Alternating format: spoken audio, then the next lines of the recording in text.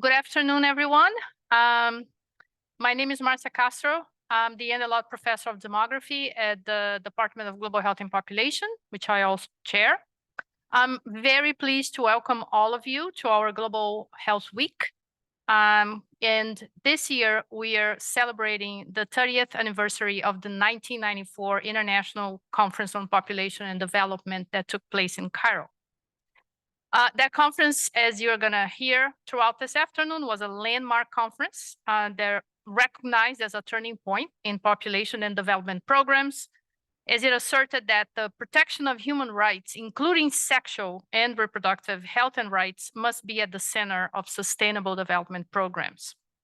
It was the first time that the term reproductive health was defined in an international policy document. And it recognized the need to empower women as a key to improve the quality of life for everyone. Over this week, we've had several events all around the conference in Cairo. We have debated the role of evidence in maternal health policymaking, learned about feminist role in shaping the 1994 agenda from Dr. Carmen Barroso and Dr. Kelly Blanchard, and considered the state of family planning 30 years after Cairo. This afternoon, we have the distinct honor to receive a keynote address from Dr. Natalia Cannon, Executive Director of the United Nations Population Fund. We'll then have two panels that will reflect on the significance of the 1994 conference and also looking ahead after 30 years. And then we also will end the event with the announcement of our poster day winner. And we'll have a reception when you can enjoy the posters, talk to our researchers, but also mingle and talk more about Cairo plus 30. I just want to make a reminder that the Harvard Chan School seeks to invite a diverse array of speakers, and our speakers today will be speaking from their own years of experience. They do not represent Harvard. First, to get us started, I want to invite Professor Andrea Baccarelli. He's the Dean of our school, of the Harvard Chan School of Public Health. He's going to deliver some initial remarks and introduce our keynote. Thank you, Andrea.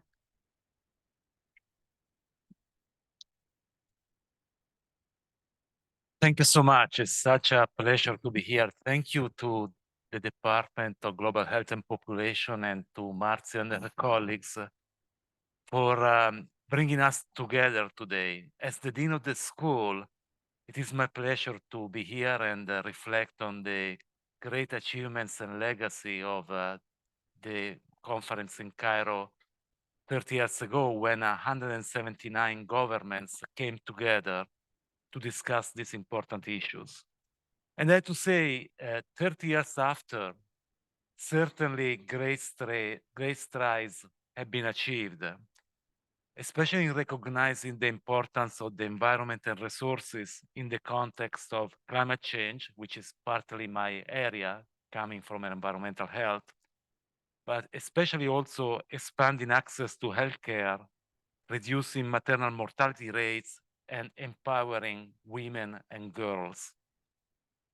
However, I think we can all agree that we are really far from being done. There is so much more to do. We have a lot of emerging concerns, a lot of unfinished business, and a lot of emerging concerns. Mentioning some, like the recent rollbacks in the access to reproductive rights here in the United States and in other countries. Of course, we are still dealing with the challenges of the 2019-2020 global pandemic from COVID-19. And again, lots of concerns everywhere about climate change denial. So it's very great, it's really great that this afternoon, our speakers will give time to reflect on the significance of the original ICPD, revisit the conversations that happened in Cairo, and consider how to move forward in this moment. Our panelists will consider issues that were in part insufficiently covered in Cairo or things that have transpired since, share visions for how we can continue to center human rights in our development programs. And I think you all agree that just by looking at the program, we are really lucky to have this incredible lineup of speakers and panelists. We have some of our guests were part of the original 1994 ICPD, and there are many who have continued to work on its program of action that resulted from the original 1994 meeting. They work with reproductive rights advocacy groups. They work with governments, universities, and NGOs. They've been tackling the issues of sustainable development and sexual and reproductive health from many angles. So without much further ado, I would like to start with the program, and let me spend a couple of minutes to introduce our keynote speaker, Dr. Natalia Kanem. As we heard, Dr. Kanem is the executive director of the United Nations Population Fund, which is the agency at the UN that focuses on sexual and reproductive health and rights. In this role, she has held since 2017, she oversees the agency's policy, development, and humanitarian work in over 120 countries. I feel like it's a challenge to oversee 9 departments and 2 centers. We'll have I'll have to take classes from you on 120 countries. And the role of the agency is the aim of ensuring that every quote unquote, every pregnancy is intended, every childbirth is safe, and every young person's potential is fulfilled. Let me tell you a little bit about Dr. Kanem's credentials. She began her education, her academic career across the river here at Harvard, where she graduated magna cum laude with a BA at Harvard College. And she started to be involved in women's rights advocacy when she attended the first UN World Conference on Women. She holds a medical degree from Columbia University and a master's of public health in epidemiology and preventive medicine from the University of Washington in Seattle. From 1992 to 2004, Dr. Kanem worked with the Ford Foundation, where she helped pioneer work in women's reproductive health and human rights in West Africa, before serving as Deputy Vice President for the Foundation Peace and Social Justice programs in Africa, Asia, Eastern Europe, Latin America, and North America. After her time at the Ford Foundation, Dr. Kanem served as the founding president of Elma Philanthropies, a private funding institution focuses on Africa's children and youth, and as a senior associate of Lloyd Best Institute of the West Indies. As I mentioned, in 2014, Dr. Kanem joined the United Nations Population Fund, where she's now, and she started as the country representative of the United Republic of Tanzania, and she was then named in 2016 Deputy Executive Director in charge of programs in 2016. So I wanted to say that in addition to managing 120 countries, Dr. Kanem has an impressive biography. She has more than 30 years of strategic leadership experience in the fields of preventive medicine, public and reproductive health, social justice, and philanthropy. She was listed on the 2019 list of the top 100 people for gender equality. She's recognized for her leadership in advocating for the rights and choices of women and girls, and she's widely seen as one of the most influential people in formulating global policy on sexual and reproductive health and rights in the Sustainable Development Goals era. I want to say it's such an honor to have you. Thank you for joining us, and please join me in welcoming Dr. Kanem to the podium.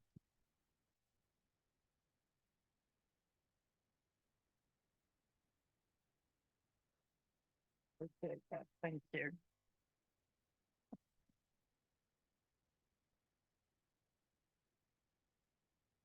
The Dean of the Faculty, Dr. Andrea Vaccarelli, Dr. Marcia Castro, Andalat Professor of Demography and Chair, Department of Global Health and Population, Judith Bruce, Jacqueline Pitanguy, Stephen Sindig, and all other distinguished panelists, Professor David Williams, Norman Professor of Public Health and Chair, Department of Social and Behavioral Sciences, Dr. Mary Bassett, Director of the FXB Center for Health and Human Rights, and my Harvard roommate, Dr. Leah Tadesse, Dr. Bizu Galaye, and members of the faculty, Vinicius Prado, Patricia Lattimore, my other Harvard roommate, and all friends of UNFPA, dear staff, dear students, dear young people, I greet you in peace. Peace is the fundamental purpose of the United Nations. Peace is the fervent wish, especially of the women and girls UNFPA serves. Peace in the home, peace in the community, and peace in our all too turbulent world. I am delighted to be with you today. It was right here at Harvard where my lifelong interest in what we now term women's reproductive health and rights began. And it is true that in 1975, along with another student, while I was doing history and science jointly with the School of Public Health, we heard about the first World Conference on Women. So I took a plane and then a bus and then a train to Mexico City to share that excitement, to see and be a part of that first United Nations convening that focused solely on women's issues. And back then it was a small number, but it was a mighty group. Women who we looked up to, women who were on a mission with an agenda that endures and has gone from strength to strength up until today, as women continue to demand full equality and to call for reproductive justice. Some years later, in 1994, I was living in Nigeria in the early stages of my career in philanthropy at the Ford Foundation, and I was tasked with accompanying hundreds of women from West Africa to Cairo to attend that International Conference on Population and Development, the ICPD. And I vividly recall the idealism, the sense of purpose, of being witness to something extraordinary. And indeed, that ICPD was revolutionary. That isn't hyperbole. The ICPD marked a paradigm shift in thinking about population and development. And the refrain was, population is not just numbers and statistics, it represents people. There should be a focus on the individual and the individual's human rights. A shift towards people's dignity and well-being, particularly the right to decide freely whether or when to have children, to exercise autonomy over matters concerning one's own body, and to live free from violence. That ICPD program of action, which was indeed, as the Dean mentioned, adopted by all 179 governments from all regions, from diverse cultures, transformed the landscape of sustainable development. It put reproductive rights and choices, gender equality, and the empowerment of women and girls at the center of the agenda. And ever since, for the past 3 decades, that groundbreaking Cairo consensus has guided our work at UNFPA, the United Nations Sexual and Reproductive Health Agency, which is hard at work right now in 130 countries, supporting the most vulnerable women and girls with life-saving services. So a pregnant adolescent can receive life-saving antenatal care. So a midwife can provide safe delivery services and care for a newborn. So a family in crisis can access critical emergency supplies and the social work and the counseling that will be needed to recover and to heal from sexual and gender-based violence. And that's why I was determined to say yes when Professor Marcia Castro invited me to join you at today's symposium. And it's brilliant for us to see that the 30th anniversary of the ICPD is the focus of the Global Health Week, and how important it is in these times to recover that sense of international solidarity, which was what fueled the Cairo consensus. I believe it's an important signal to our entire public health world internationally that Harvard maintains its leadership role in linking health to human rights, notably at the FXP Center led by Dr. Mary Bassett, and that the research and the scholarship of the public health faculty writ large points a path towards equity, towards dignity, that public health should stay resolute in doing the hard work that it takes to define an end, not just an amelioration, but an end to the poverty, to the racism, to the stigma, and the warfare that lead to profound health disparities within and among countries all around the world.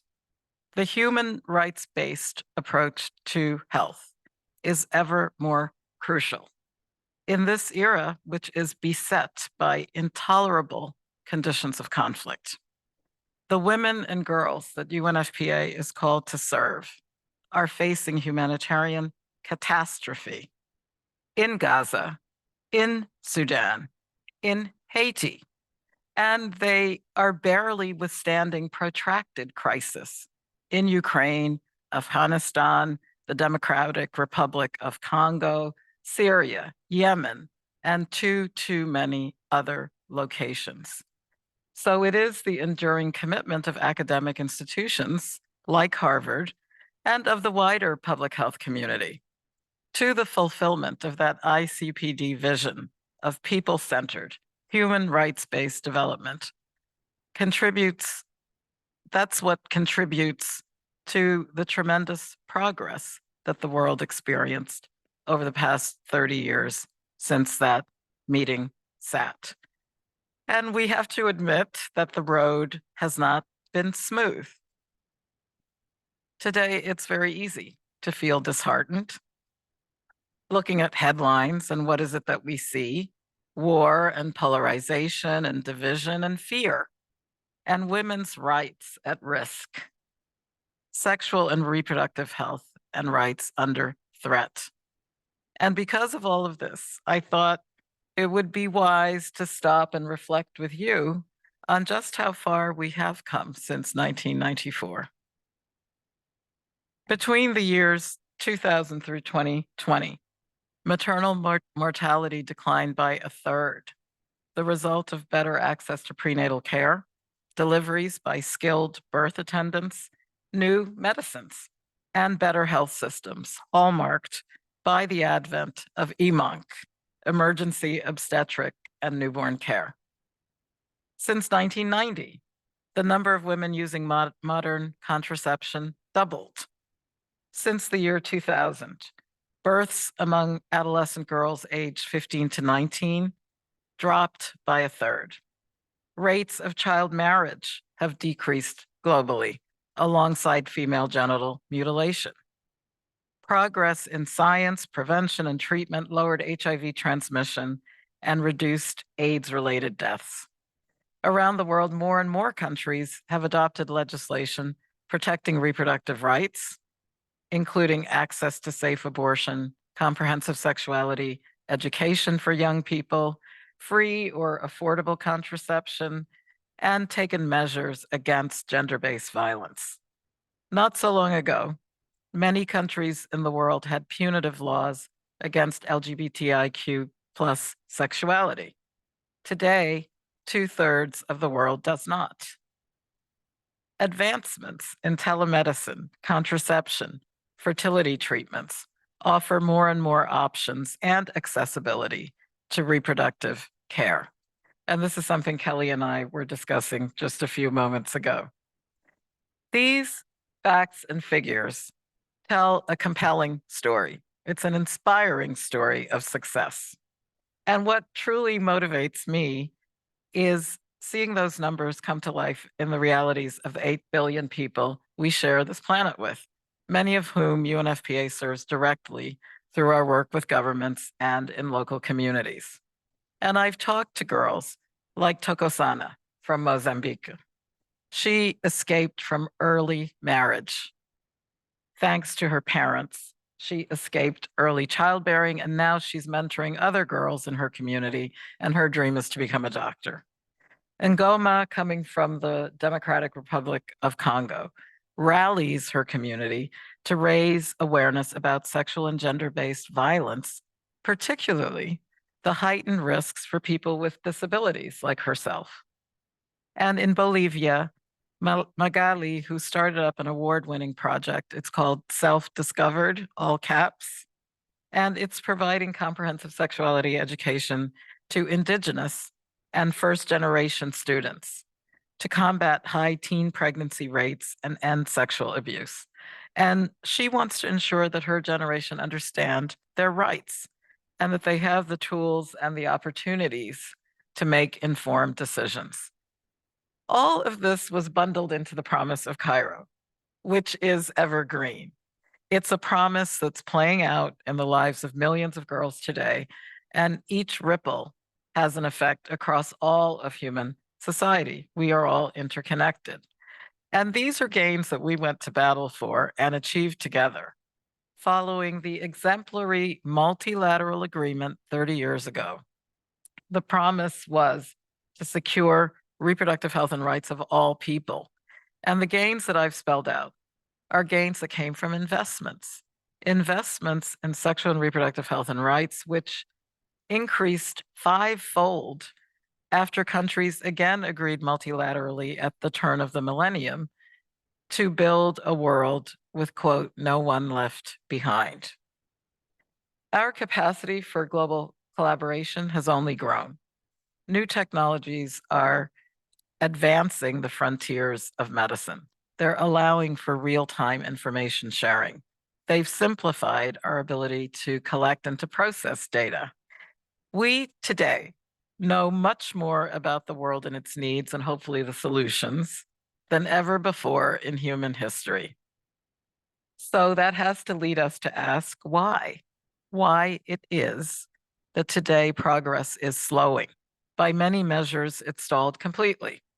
Last week in Geneva, and in fact, I've just landed overnight from Abuja in Nigeria. Those were the world capitals, where we launched our flagship UNFPA State of World Population Report. The report is titled Interwoven Lives, Threads of Hope, Ending Inequalities in Sexual and Reproductive Health and Rights. And in this report, and we brought copies for you, and it's also available online at unfpa.org. In this report, we show that inequalities are actually widening. Human reproduction is being politicized in parliaments, in workplaces, and on the web. The rights of women, girls, and gender diverse people are increasingly the subject of pushback and of backsliding. Since 2006, annual reductions in maternal deaths actually flatlined. I'll repeat that. Since 2016, the world has made zero progress to save women from preventable deaths in pregnancy and childbirth. Our surveys show that 1 woman in 4 cannot make her own health care decisions. 1 woman in 4 cannot say no to sex. And nearly 1 in 10 can't make their own choices about whether to use contraception. We have, for the first time, data on whether women's bodily autonomy is strengthening over time. So I can tell you that in 40% of countries with data, that's actually diminishing. One important reason the report shows this: we have not prioritized reaching whoever is furthest behind. We went after the easy pickings and the low-hanging fruit. We see, for example, that barriers to healthcare fell fastest for women already more affluent, more educated, and privileged. Turning an eye to ethnic disparities, we see that groups that benefited the most had the fewest barriers to begin with. Access to modern contraception varies by race, refugee and migration and internally displaced status, by education, and by location, rural versus urban. And while gender-based violence sadly is pervasive everywhere, risks increase based on age and sexual orientation. Again, these findings are based on having better data than ever before. 30 years ago, maternal mortality, for example, those rates were only rough estimates. But today, the data allow us to open our eyes to clearly see the unacceptable rates at which women die while giving life. And every 2 minutes, a woman dies in pregnancy and childbirth, 800 women a day. And the data also reveal the inequalities that are quite literally killing these women, many of whom are not women at all. They are adolescent girls. A woman in a country with a fragile health system is 130 times more likely to die from pregnancy and childbirth complications than a woman in a country with easy access to emergency obstetric care. These are the daily silent plane crashes full of pregnant women and girls that Dr. Mahmoud Fatala so poignantly admonished the world about in Cairo in ICPD. And while there are vast inequalities among countries, our report finds that disparities in health access can be even greater within countries. Health systems post-COVID are weak.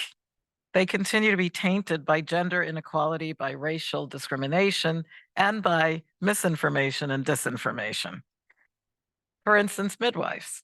Midwives have long been undervalued, they've been underpaid and undersupported in a male-dominated health system, even though increasing midwifery coverage could avert more than 40% of maternal deaths. And that's precisely why UNFPA is a prime partner of the International Confederation of Midwives in The Hague and other partners determined to close the global gap of nearly 1 million midwives, because midwives save lives. Women of African descent experience higher rates of mistreatment and neglect at the hands of their healthcare providers. Indigenous women are routinely denied culturally appropriate maternal health care. And as a result, these two groups are much more likely, in some places 6 times more likely, to die during pregnancy and childbirth. Women and young people with disabilities, migrants, people living with HIV, gender diverse people continue to experience discrimination and exclusion when they seek out sexual and reproductive health care. These inequalities are plain facts of life for millions of people. For the 1 billion people estimated to experience disability in their lifetime. For the 700 million people living in extreme poverty in 2024. For the more than 250 million women with an unmet need for contraception, and so on, and so many more. The data on inequalities should not be politicized. It should not be taken as an accusation of bias. They should be taken rather than as points of division for what they are, which are entry points for accelerating progress. Because everywhere we look, those gaps are widening, stalling progress that really must not turn into a complete reversal of progress. Demographic anxiety is the topic that we are examining because anxiety over high fertility rates, low fertility rates, global migration, it's leading to xenophobia. It's turning women's bodies into battlegrounds. And in some places now we're hearing calls to limit family size, while in others, bans on contraception being given in public hospitals. We're hearing about abortion restrictions. We're hearing legislators urge women to step away from their careers and to become mothers in the service of the state. What the reproductive justice movement, and this is a movement that was founded by Black women from the USA on the road to Cairo, ICPD. What that movement tells us is that these types of measures are not going to work. Such measures ignore much more viable solutions that could be implemented while respecting human rights. For example, aging, low fertility countries that are worried about shrinking population could increase productivity by achieving gender parity in the workforce, by expanding access to affordable childcare, and by looking to migration to fill labor shortages. And these trends, population growth in some places, population aging in others, accelerating migration, they're unlikely to change. What must change then is our outlook, starting with the silences and the taboos that are still being used to divide us, such as stigma about sex and sexuality that is driving the unwelcome return of congenital syphilis on multiple continents. And it's also keeping vulnerable populations from the vital health services and information they need. So redoubling our efforts to achieve comprehensive, universal, inclusive healthcare grounded in human rights and modern science, with a medical revolution underway, still has huge potential. Telemedicine, self-care. Really, we are poised to remake healthcare systems from the primary level on up.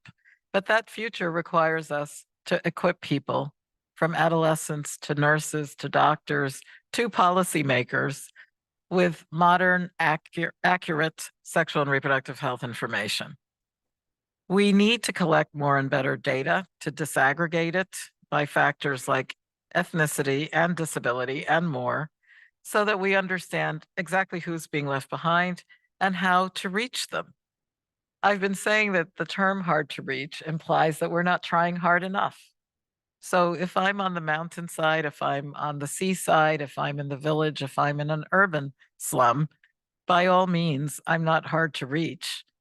The system makes the effort. And part of that will be to bringing women who are now outside the circle into decision-making roles and into positions of leadership.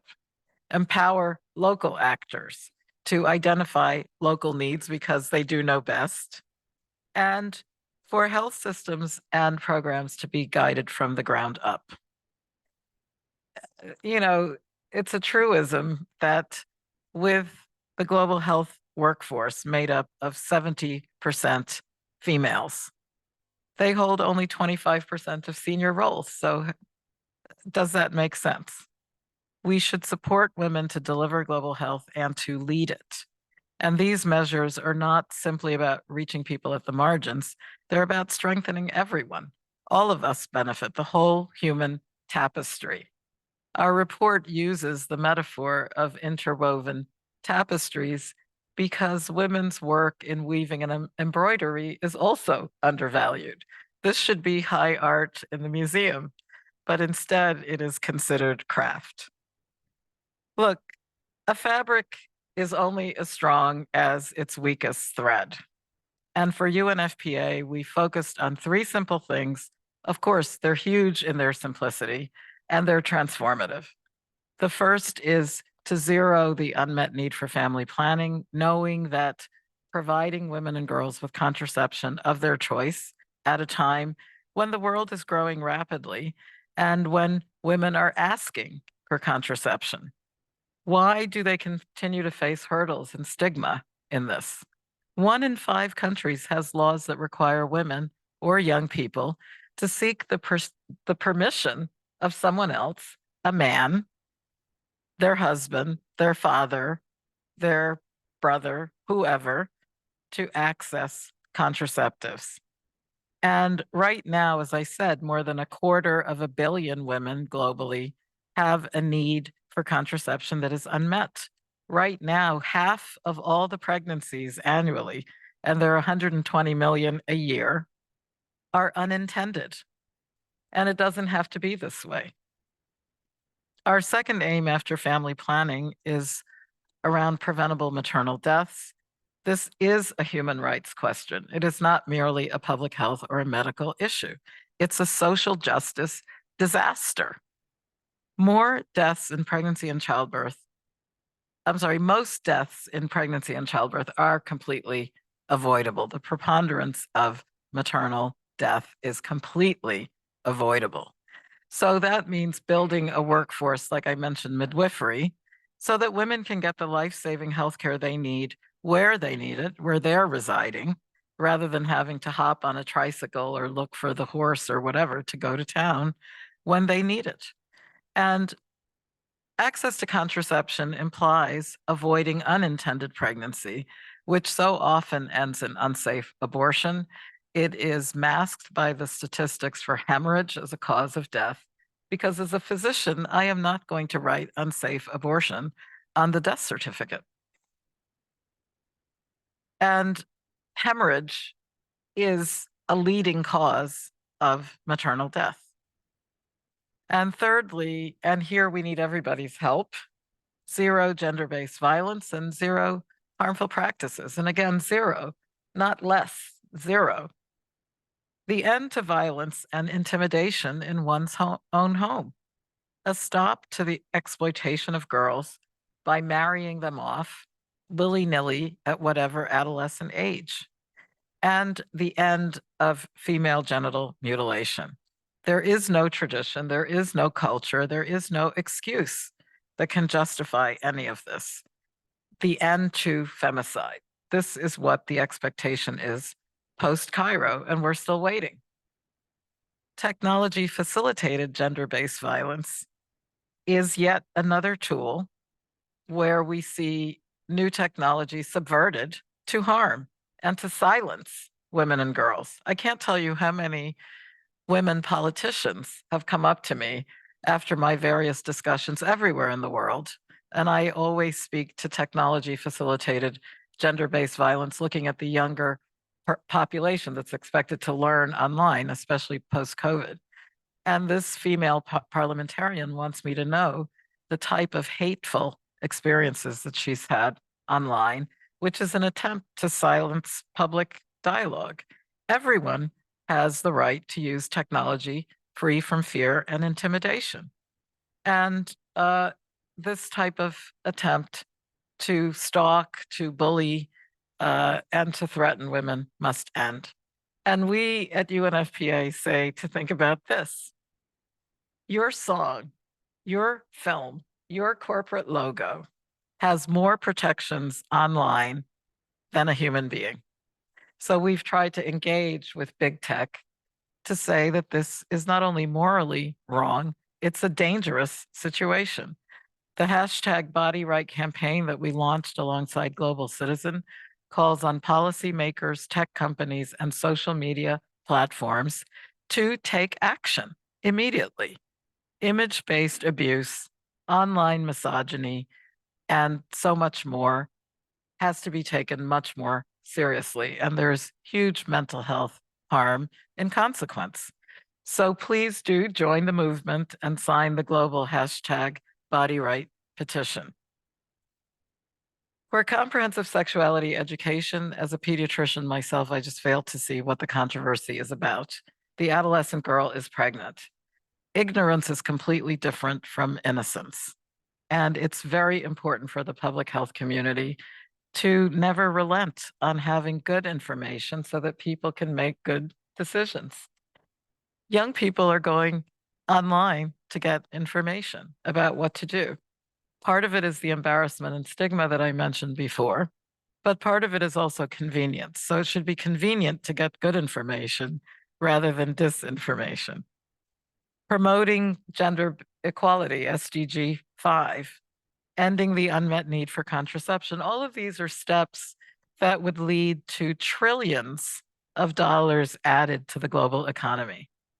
Gender equality would lead to trillions of dollars added to the global economy. It would unleash gains in terms of education, in terms of productivity, in terms of workforce participation, and in terms of human happiness. So why then now, 30 years on from Cairo, must so many people, particularly women and girls, continue to struggle to exercise their fundamental human rights? Why must they continue to suffer when we know that upholding their sexual and reproductive health and rights is a surefire way to achieve so many of our global goals for a more sustainable, equitable, prosperous future for everyone? And these are questions that we at UNFPA hope that the United Nations member states will ask themselves as they come together in New York on Monday for the Commission on Population and Development, and when they are together in September at the General Assembly, and with heads of state at the Summit of the Future that our Secretary General Antonio Guterres will convene in September to chart the path ahead for sustainable development. UNFPA is working very closely with allies to ensure that these issues of the ICPD are reflected prominently in the outcomes of the summit. And when people talk about UNFPA, they say that my colleagues are passionate, and they are. And they're also very smart and very rooted in local communities. This is a huge advantage as we recognize that we have every reason to act. We have every reason to act for human rights, for gender equality, for justice, and for the world's bottom line. And in this changing global landscape, the ICPD agenda is a way of preserving opportunity for the future. As we move through the 21st century, we grapple with a world that's both increasingly interconnected, but it's also increasingly fragmented. Hard-won gains are threatened by a range of crises and challenges, and that surge in misinformation is one of those, the distrust, the polarization that goes with it, and that only fuels the continual pushback against sexual and reproductive health and rights, rather than being moments of pleasure and sacred intimacy. Instead, now it is a political football. So to keep moving forward and to move forward faster in a world that's grappling with war, with climate change, where it's important to point out that the subsistence farmer is a woman. She's bent over her hoe right now in her rice field or wherever she is. And all of these complex humanitarian crises. One thing that's changed is that in Cairo in 1994, we never expected that UNFPA would have to become one of the top humanitarian agencies in the world. Human rights are increasingly under threat, and women on the move are increasingly vulnerable to trafficking, to exploitation, trying to deliver a baby amongst the rubble in the dark in Ukraine and those metro systems. This is what we are called to do. And these are challenges that we need everyone to address holistically, not in a piecemeal way.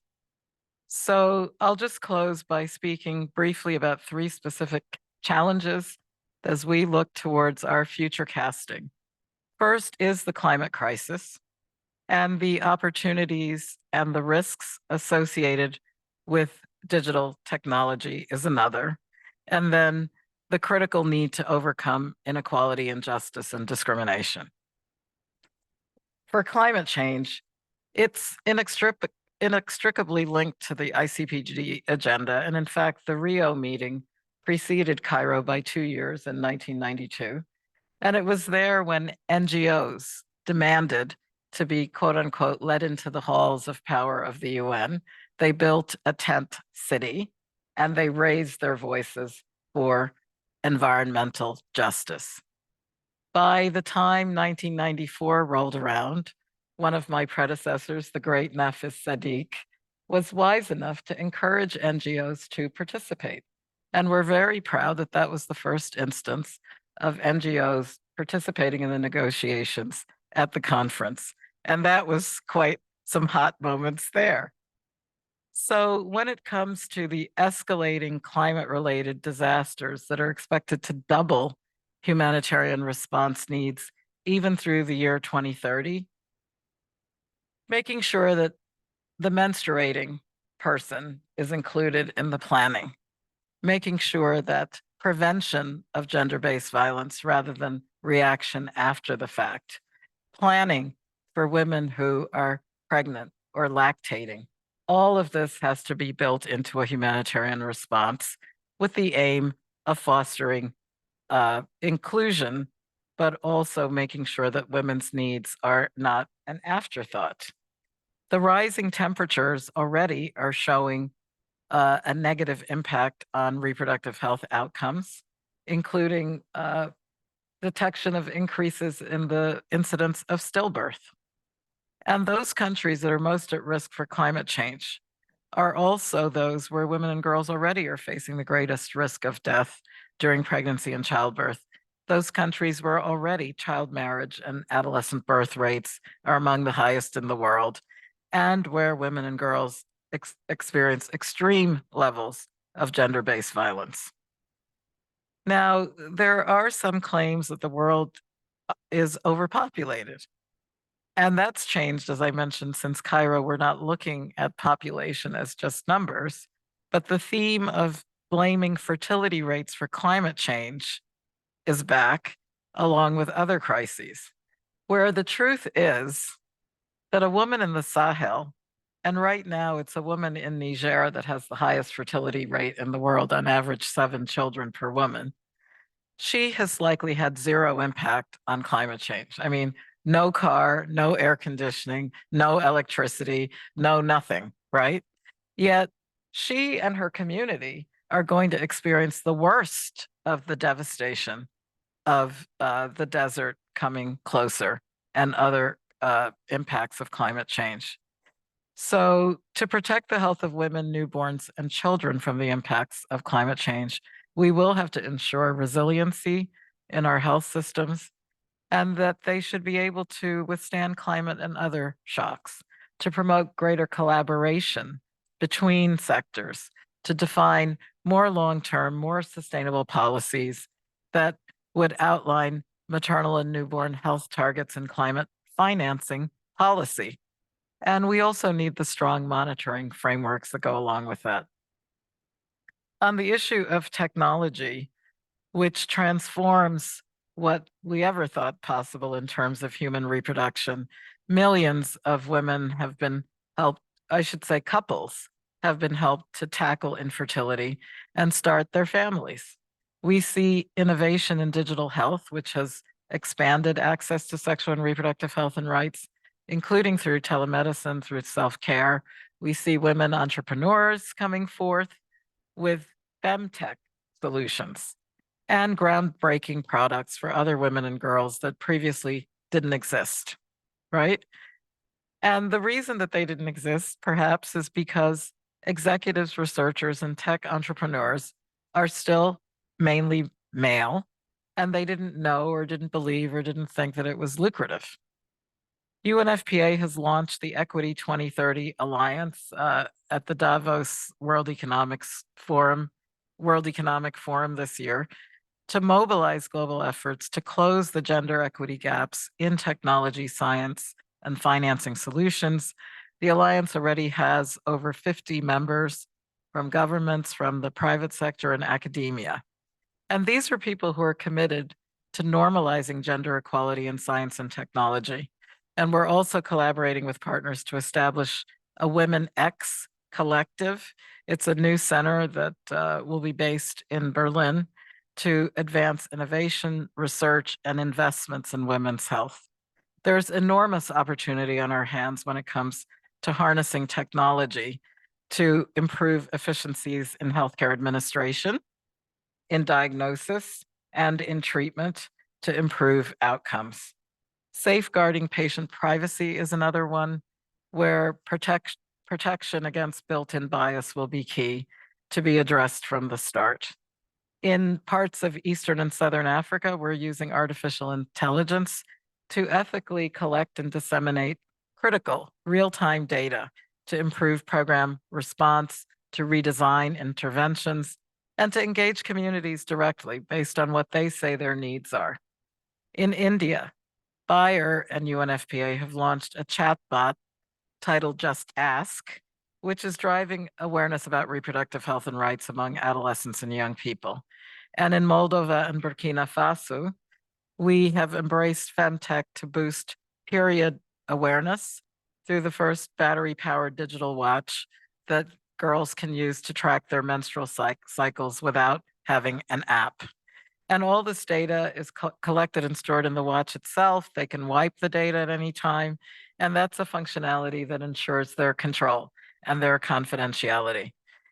And finally, I think there's a lot more awareness than ever before about the stigma and the discrimination and the injustices that hinder access to healthcare for so many. And many of you have contributed to this body of work. But we still have a long way to go to finish that prospect. And sexual orientation and gender identity have stopped being taboo, and now they're a point of contention. So I think this is something for your era to assure that people are not going to be marginalized and criminalized. And again, it leads to underground behavior that will have health impacts. These disparities stem directly from structural issues, from race-based historical inequalities, from the greater rates of poverty, the insecure housing, the undernutrition, the lower access to preventable health care and affordable health insurance. All of this is killing Black women across the Americas, including right here in the United States. And everywhere, young people continue to face barriers and judgment and stigma from the family, from the neighbor, and very often from the health practitioner who is supposed to be there to help. That deters young people from even inquiring many times. And as a result, the vulnerability to unintended pregnancy, to HIV, to STIs. And I believe that this Cairo program of action envisioned recentering our efforts around the fundamental principle of the right to health, the right to control one's health, informed consent, bodily integrity, and participation in health-related decision-making, and freedom, freedom from torture, freedom from ill treatment, freedom from harmful practices. So uphold those principles of non-discrimination everywhere. 30 years after Cairo, what's true is that women should not wait a day longer. They should not wait a day longer to control their own fertility, to not die during pregnancy and childbirth, to escape gender-based violence, to escape online harm. Young people should not have to continue to wait until it's too late to be able to understand their own biology. And time again, we see sexual and reproductive health and rights being used as a political bargaining chip, manipulated to spur division rather than to create unity. And at the global level, it has been pretty sad to see 30 years later, multilateral governance struggling to reach consensus with sexual and reproductive health and women's issues always a key point of contention. So I close by expressing the hope that trust will become our default, that where tensions are eroding faith in the proven solutions to the world's greatest challenges, that cooperation will overcome. Global solidarity was how we reduced the unintended pregnancy rate by nearly 20% since 1990. It's how we reduced the maternal death rate by 34% since the year 2000. And it's also how we reduced the HIV infections and the FGM and the child marriages that I spoke of. We know what can be accomplished when we work together. It's been done before, and now we have to do it again. The fabric of humanity is indeed a rich and beautiful tapestry composed of 8 billion threads and more and counting, and each one of us is unique. Our strength our resilience. Doesn't come from just one individual strand. It comes from the collective interwoven whole. And that's the way forward, and that's how we proceed, and that's how we succeed, is by working together, moving forward together. Thank you.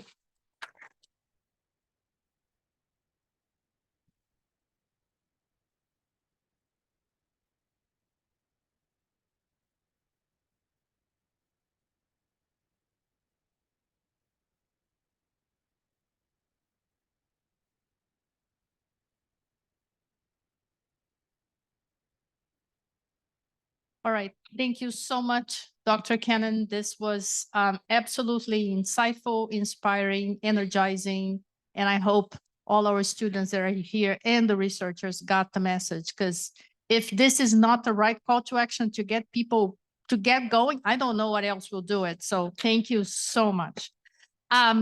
So we're going to start with our first panel. I'll introduce the speakers, and as I introduce them, you can come up and take your seat. The whole idea in this first panel is to discuss the importance of the 1994 Cairo Conference, to think about the historical significance of the conference, and we are extremely lucky to have as participants in this panel who were there. Not just there before it started, and that led to the conference. So the first person that is going to join us in the panel is Judith Bruce. She's a senior associate and policy analyst based at the Pop Council, which she joined in 1977, and where she leads the council's efforts to develop programs that protect health and well-being and expand the opportunities of the poorest adolescent girls in the poorest communities.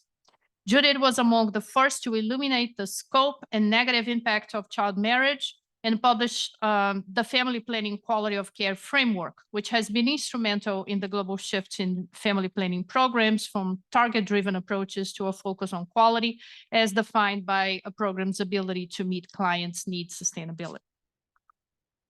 Second person in our panel is Jacqueline Pitangui. She's the founder and executive coordinator of CEPIA, Citizenship, Studies, Information, and Action, a leading women's rights civil society organization in Brazil that works on sexual and reproductive health and rights, gender equality, violence, and access to justice.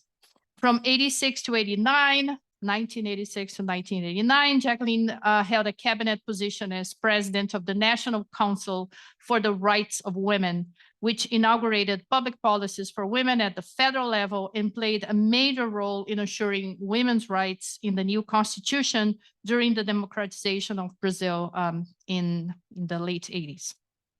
Last but not least, Stephen Sinding was Director General of the International Planned Parenthood Federation in London from 2002 until his retirement in 2006. He began his career in 1971 at the U.S. Agency for International Development, and following a 20-year career at USAID, he served as a senior population advisor to the World Bank before becoming director of the Population Sciences Program at the Rockefeller Foundation from 1991 to 1999. Steve chaired the board of the International HIV/AIDS Alliance and has served on the boards of many other non-government organizations. Thank you, the three of you, for being here with us today.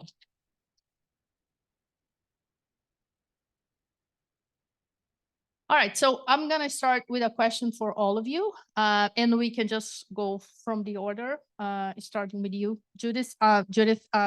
So the question is if you can briefly summarize your experiences with the 1994 conference and the discussions that led up to the conference. Thank you very much. Thank you very much. It's very difficult to be brief, but I will surely try.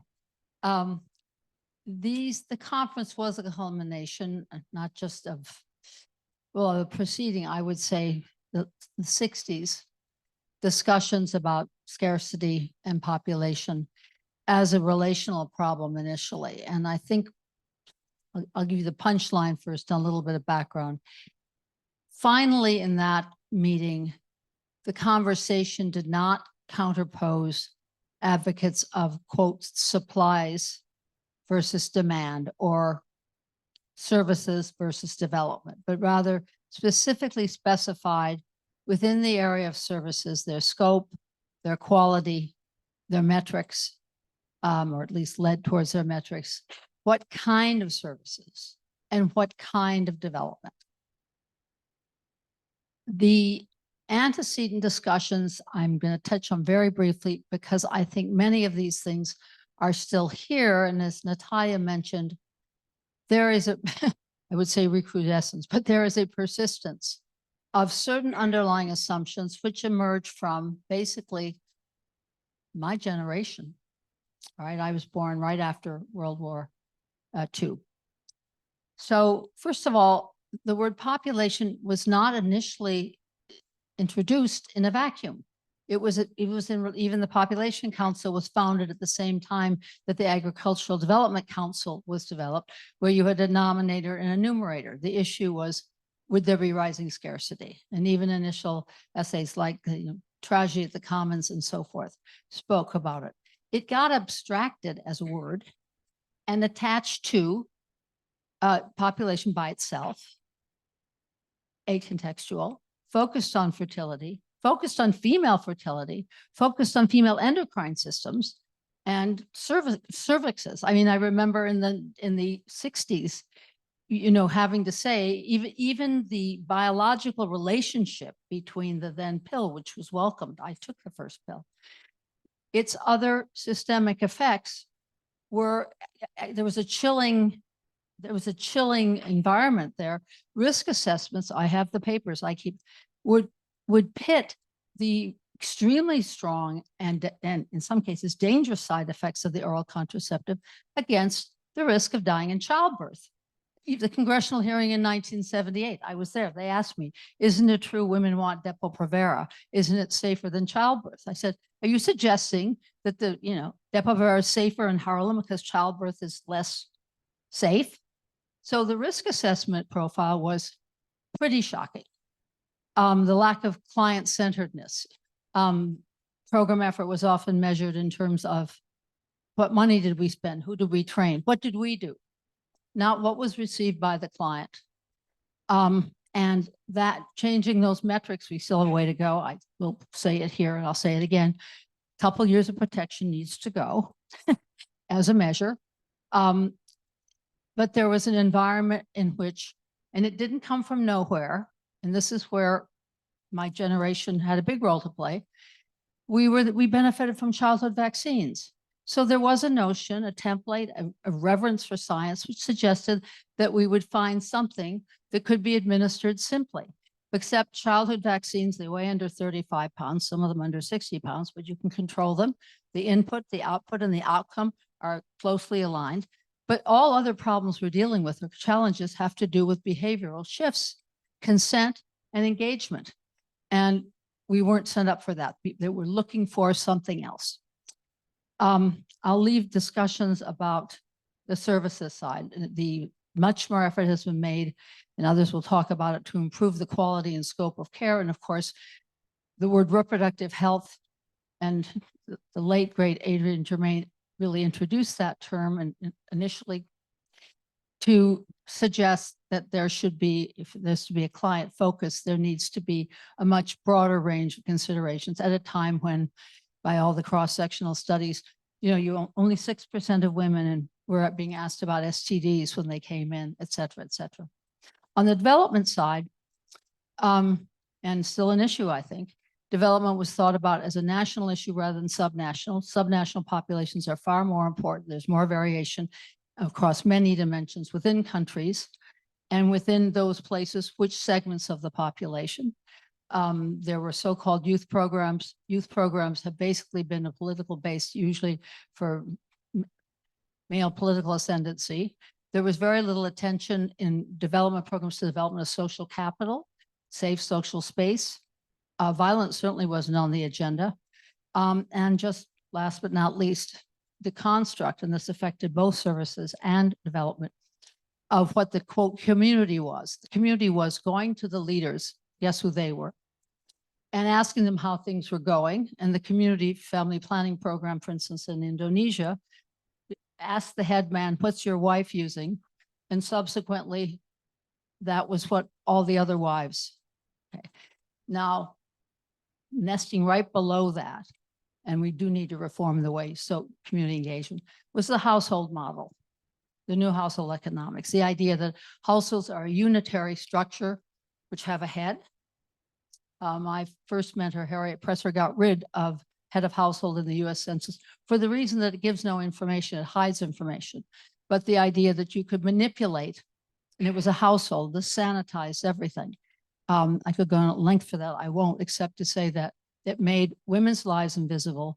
It made the female life cycle. So we had mythological households. Within them, we had mythological and unseen life cycles. Why does school break after 6 years, for example? That's very convenient for males in terms of their puberty profile, not for females.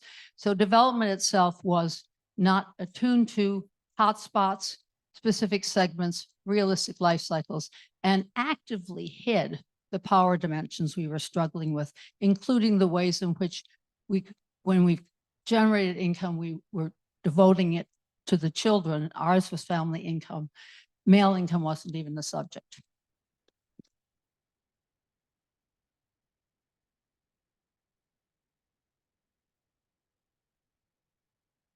I think that ICPD has had many impacts, but I'll start before ICPD itself and go to the PrepComs, because we had, as Natalia say, we had a lot of inputs on the PrepComs and on the draft of the program of action that was going to go to Cairo. And I was very much involved on the PrepComs. And I think that one of the impacts is that they showed the maturity of the feminist movement around the world globally and the strategic way that we were working at that arena. We were interfering on content that were going to bring paradigmatic shifts, but also it was a learning experience for us to understand how the arena of the UN moved, and we could map. We could map the countries that were kind of neutral and with whom we could interact and dialogue.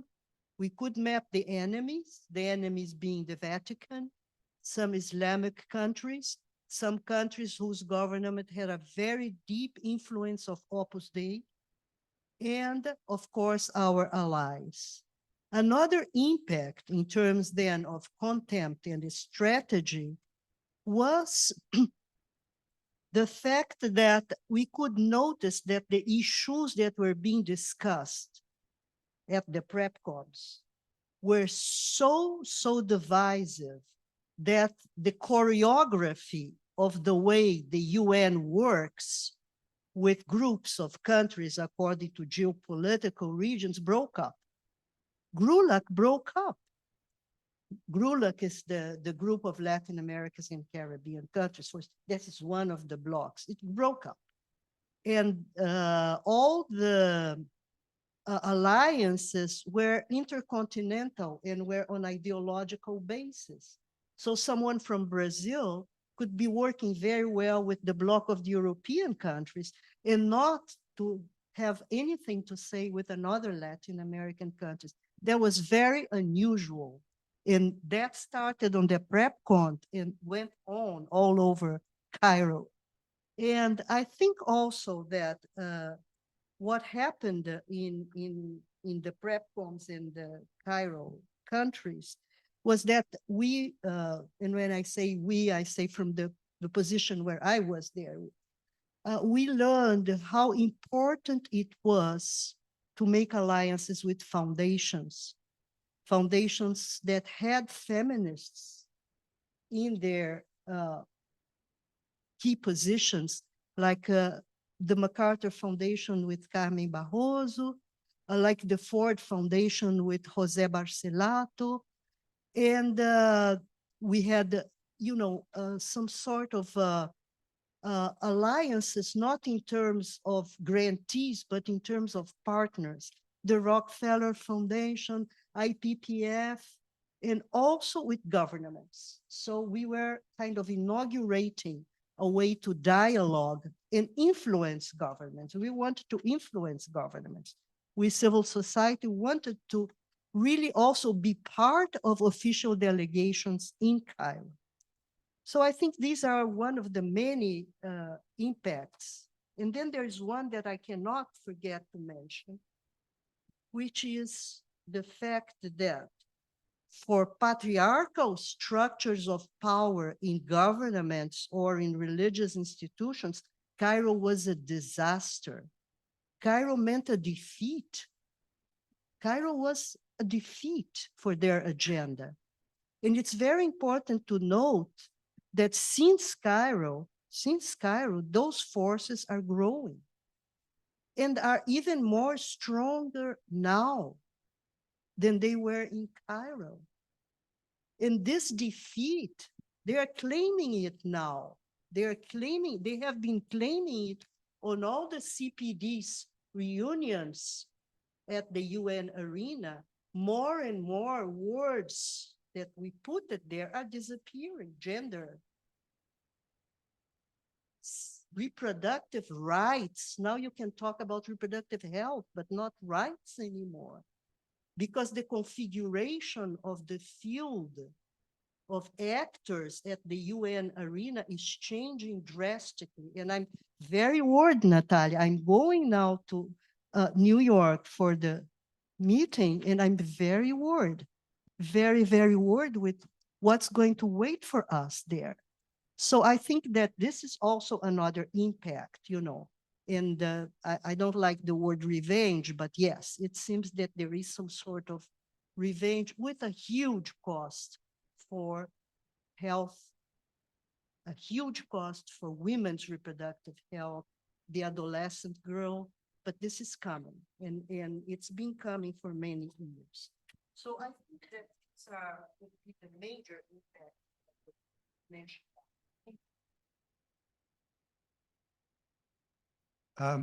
I'd like to put Cairo a little bit more in historical context. I think it's important for those of you who are too young to have been around at the time of the first international conference at Bucharest in 1974, or even the second conference in Mexico City in 1984, to understand the the background against which the Cairo conference occurred. The population conferences of the latter half of the 20th century were the outgrowth of a global population movement that basically got organized right after the end of World War II. In 1952, with the formation of the Population Council and the International Planned Parenthood Federation, that really was the beginning of the global movement. And that global movement put tremendous pressure on the UN system that eventually resulted in the creation of the first International Conference on Population in Bucharest in 1974. That conference was filled with conflict, and our field has been filled with conflict ever since. The conflict at that time was between the socialist countries and the Western capitalist countries, between East and West, and to some extent between North and South. The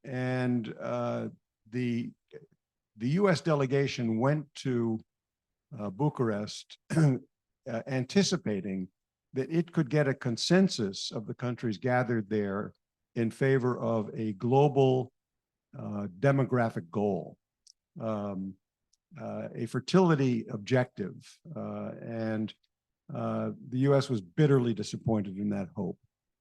The world was not ready to accept such a goal, but the fact of a demographic goal defined the population movement, and it defined the history of the next 20 years.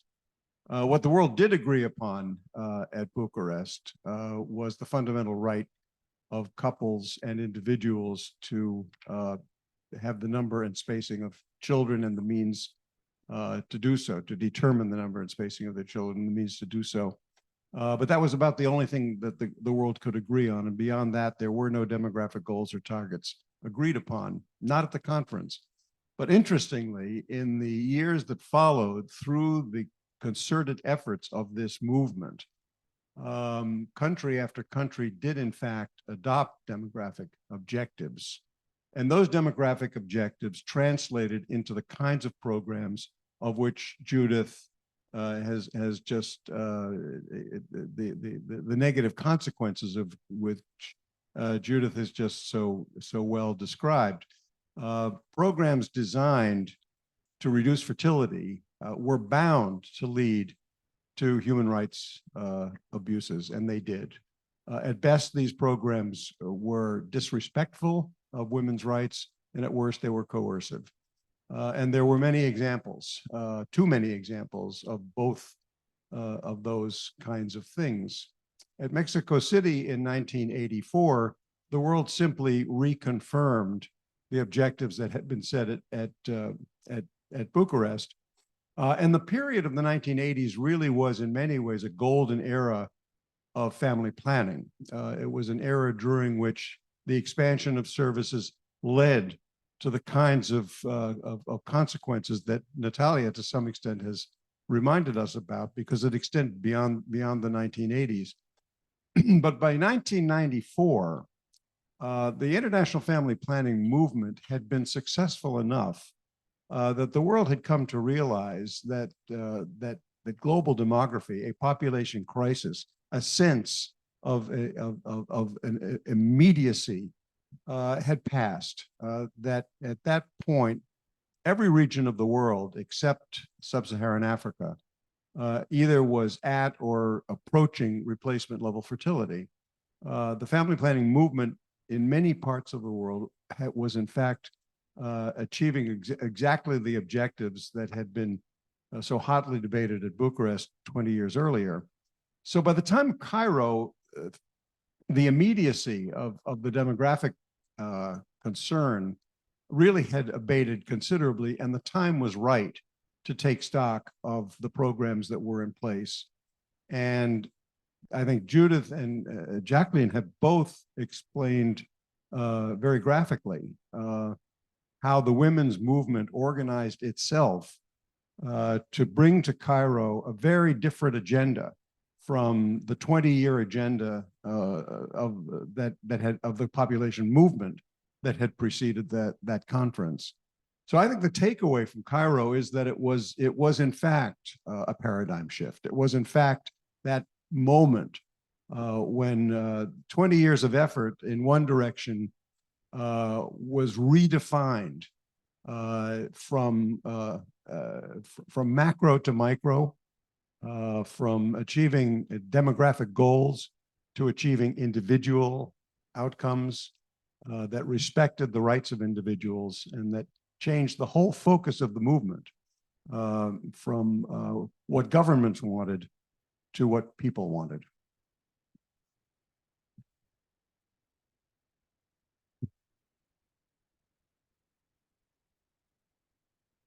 Okay, so as we heard both from the keynote and from this initial discussion, Cairo really changed the way this discussion on population and development was being made, and focus on women's empowerment, sexual and reproductive rights. So Jacqueline, can you speak a little bit about how those ideas look like before Cairo, and why this shift was so important?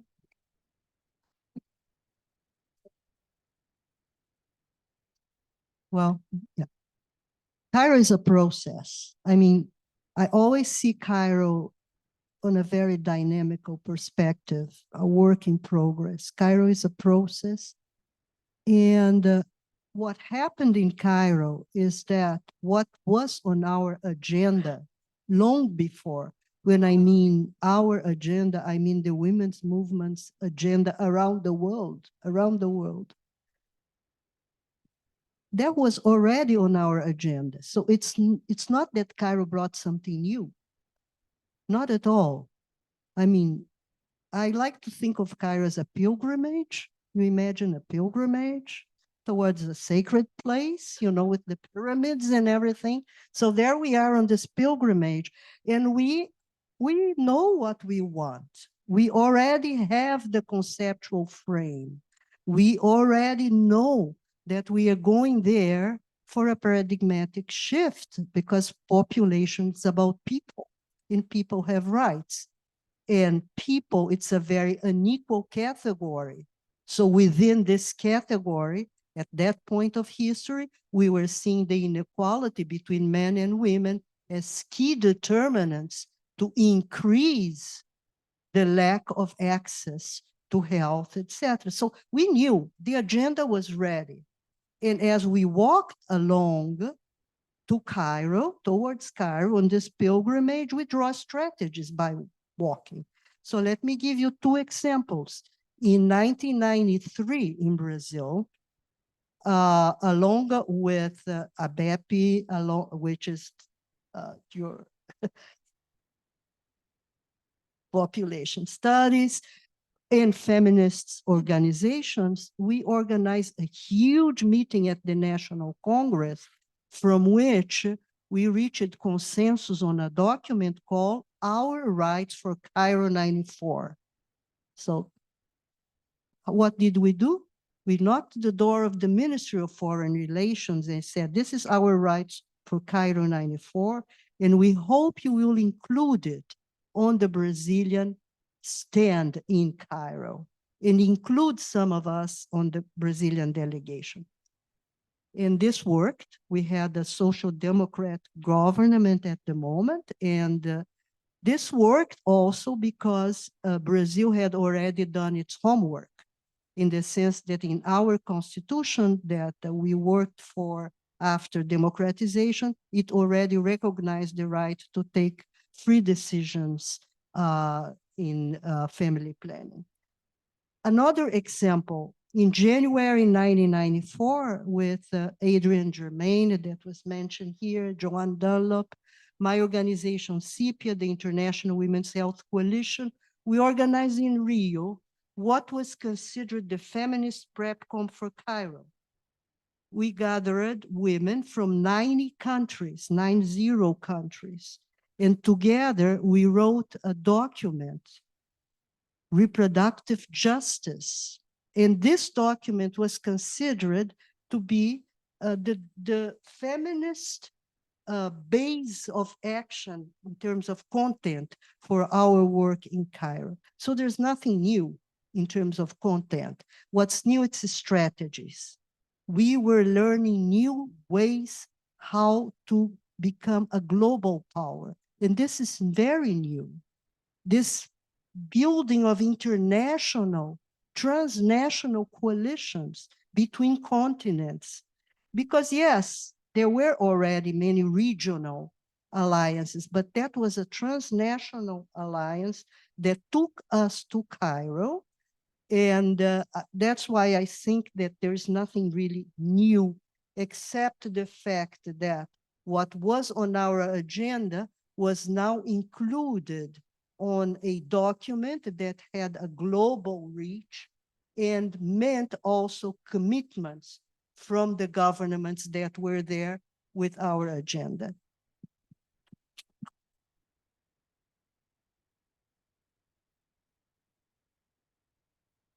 So if I can just ask Steve to speak a few minutes, the strategy was new, but a lot of people are caught by surprise. That's what we were talking yesterday. Can you talk about how the demographers, being a demographer, I'm going to ask you that, how some of the demographers, not all of them, reacted to what was done in Cairo? I think the demographers who basically had held sway during the 20 years preceding Cairo expected the Cairo conference to be some kind of continuation of the process that had been started in Bucharest, carried through Mexico City, and would continue beyond Cairo along the road to population stabilization. That was their their objective and their dream and their goal. And they saw Cairo as the third stage, the beginning of the third stage of the completion of the demographic transition. That was the framing of the population debate that preceded Cairo. So were they surprised? You bet they were surprised. And were they disappointed after Cairo? Many of the demographers that I knew were disillusioned and disheartened by the outcome at Cairo. Not all, by any means, but some.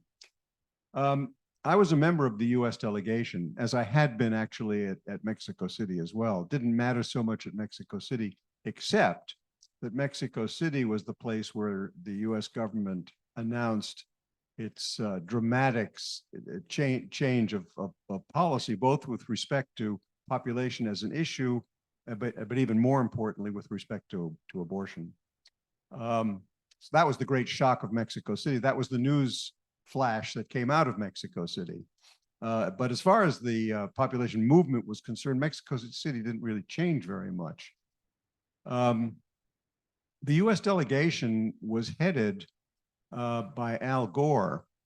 And as you know from Al Gore's career, and particularly his post-political career, environment was very much the driving force of his interest in the subject. He thought that there was an intimate linkage between population growth and environmental pressures and concerns. And so his interest in being part of heading the U.S. delegation was to make sure that the environmental community had a voice in what the U.S. had to say at Cairo. But the delegation was actually managed by a former senator named Tim Wirth. And Tim Wirth put together a very interesting delegation that was comprised of strong feminists. Adrienne Germain, who's been mentioned several times already, was a member of that delegation, as was Bella Abzug, a famous member of the House of Representatives and a very strong feminist. Some demographers and some civil servants like me. And it wasn't at all clear at the beginning of the process where the U.S. was going to land, but it was very clear by the end of the PrepComs where the U.S. was going to land. And that is because of the incredibly persuasive and effective political approach that the feminist groups took in bringing delegation after delegation to the conference, prepared to support a program of action along the lines that they, in fact, had prepared and defined.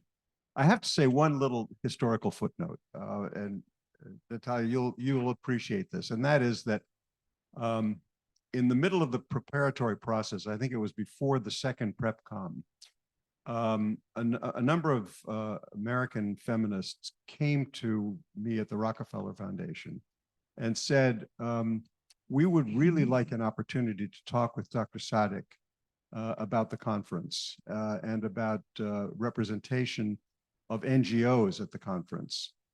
Do you think you could arrange that? So I called Carmen Barroso, who was at the MacArthur Foundation, and I actually, I think she may have been one of those who approached me in the first place.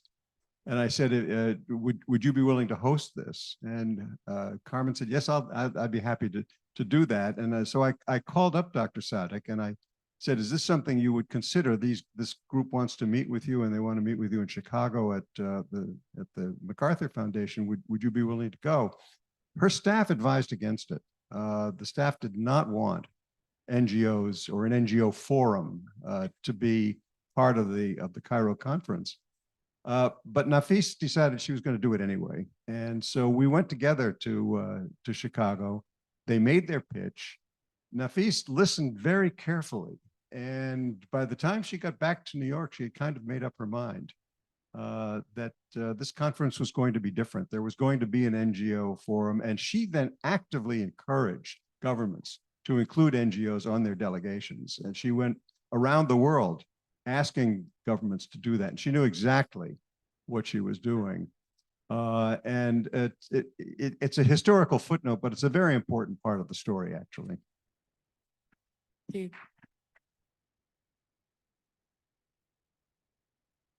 So Judith, tell us how the discussions around abortion were before Cairo, and to what extent abortion was included in around the conversations on sexual and reproductive rights. I guess you can all tell that this is a life's work because it's impossible to talk about it without talking about one's own life to some extent. On the issue of abortion, in my case, my mother had almost died in childbirth when I was 10. My younger brother did die. And then when it was 2 years later, my mother was pregnant again and asked my help ending that pregnancy, the details of which I won't go into. So this was top of mind.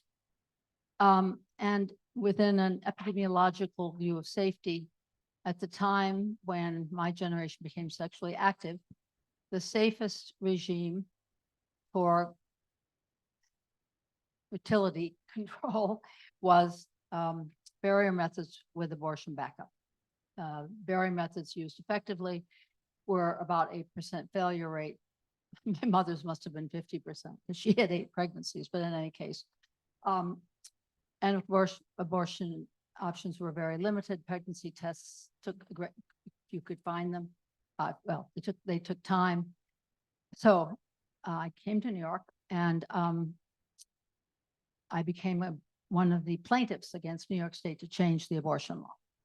And our lawyers included the late, great Florence Kennedy, head of Billie Holiday's estate. And it was a fantastic experience. Maybe like what you're describing, there was just suddenly, there was an outpouring, marching in the streets, all the rest of that. But we pressured the state legislature to a vote, but the preceding legal processes, and I think they're relevant today, included at the insistence of Florence, and there were 4 other spectacular lawyers, that the judge just wanted this to be some sort of up-down medical or I don't know what decision. You will hear from people affected by this. You will, and we were. So we were able to talk from our different experiences on the record. And we also were able to have debates with the opposition, in this case, Jesuits. And I welcomed that because they were very, I mean, we had actually in-depth discussions. And those discussions are, something has been lost in translation. We're not just about, forced sex, by the way, was very rarely talked about except as quote rape. And rape was very narrowly defined at the time. Much of sex, as you know, is basically transactional inside and outside of marriage, but the time rape was a tiny little idea. So you had, the discussions were not just about bodily integrity, our bodies ourselves. It was about who supports the children, the long-term dependency burden, the humanity. When it became politicized, which it began more, then it became a very narrow up, down, you know, rights to your body, not rights to your body. But this is back to the theme. Fertility is too narrow. This is dependency burden. This is scarcity. Who cares for humanity? Who actually raises children? What is life? Those were the discussions. And I found them very illuminating. The New York State legislature passed a liberal abortion law with 1 vote. The person who cast the vote was, I get very emotional at this point, a man who was disabled and who came from a very Orthodox family. And he had part of the campaign at that point was that this is a slippery slope, as we hear now, that if we start allowing people to have abortions, they're going to knock off anybody with any disability. And the vote was taken and it was even, and he rolled his wheelchair from one side of the hall to the other. And he said, I will end my political career here, and he did. There's been a lot of courage along the way. So then it was, how do you receive these people? You know, 250,000 people came to New York State. And at that point, I went to work with Planned Parenthood on the implementation of the law. What comes out of that are a lot of understandings, but here's one I think is especially important. As soon as abortion was available, we got people in tremendous need because they had a choice, especially adolescents. It was the beginning of the adolescent program. 40% of the adolescents were not pregnant. More like 15% of the others were. And we think now about the situation our adolescents are going to be in. Adolescent periods were irregular then, they're probably more irregular now because of environmental disruptors and so forth. And the technologies available are very limited and all the rest of it. Now, moving to more, the gag rule came in. Gore was, as we've just didn't lead the delegation, he was very sensitive. And Tim Worth asked me and John Bongartz to come in and discuss John's decomposition. John looked at future population growth in terms of 3 different, elements. What proportion was unmet need? What proportion was lack of social security because of the elderly? Back to dependency burden would be my theme, right? And the last part was population momentum, of which some share had to do with age at first birth, not all right? That was the subject. Meeting was delayed. We finally got there. John begins talking about this. Gore and John are wonderful wonks. So and at one point he turns and says, "You aren't here to talk about abortion, are you?" And just like that. You aren't here.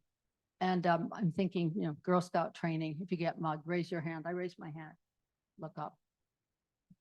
John was too polite to interrupt people, but I said, surely we all believe in choice, but we're here to talk about something else. And then we continued with the conversation, but he was terrified, I think, that he was going to get dragged into, and his issue, which is broad and he should be given great credit, was the dependency burden on the earth, some understanding of the dependency burden at the household unit. And that was just not going to be front and center.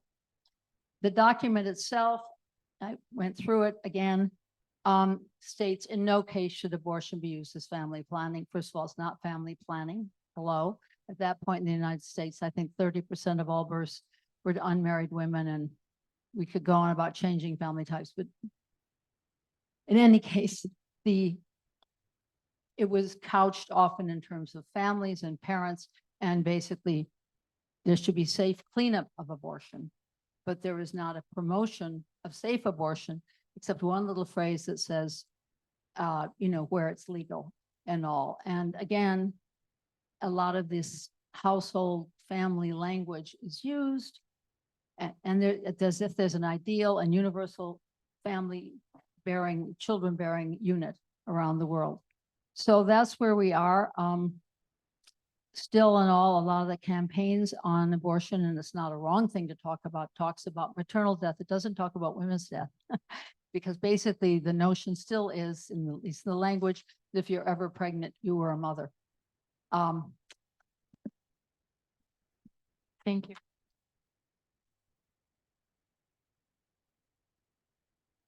So now we would love to hear how and in what ways the Cairo conference impacted or shaped the work that you were doing. May I start with you, Steve? I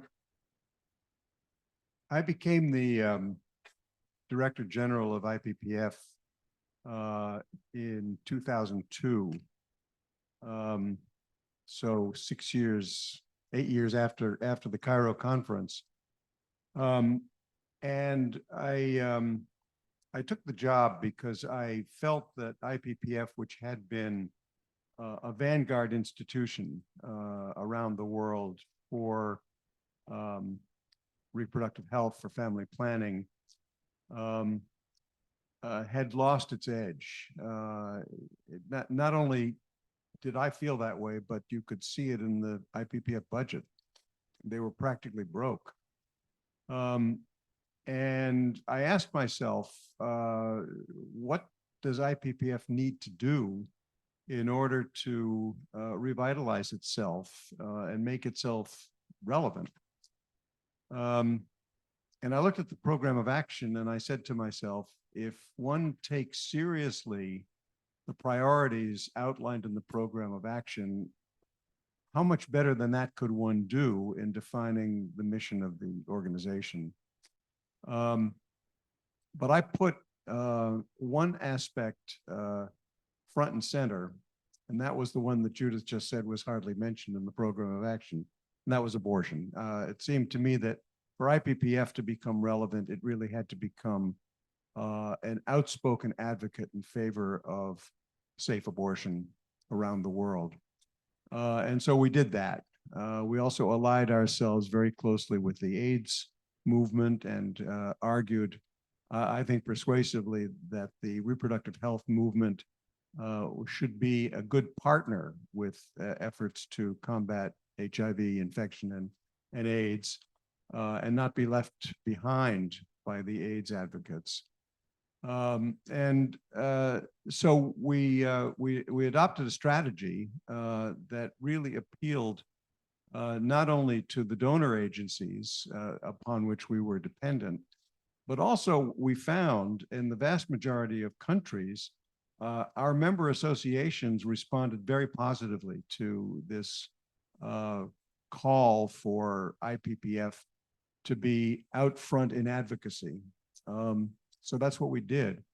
I couldn't have done that without the Cairo Program of Action. I couldn't have done it without the consensus that Dr. Kadem talked about that emerged from Cairo. 129 countries all signing a document, even though some of them did so with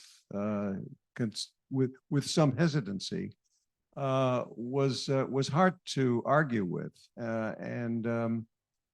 So my 4+ years of leadership at IPPF, I think turned out to be largely successful because I had the Cairo Program of Action as my guide, not only as my guide, but as an expression of global principles with which no government could actually take issue.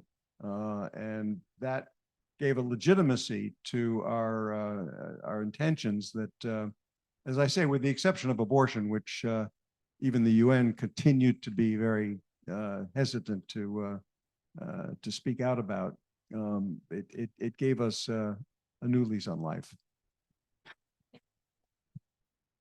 Well,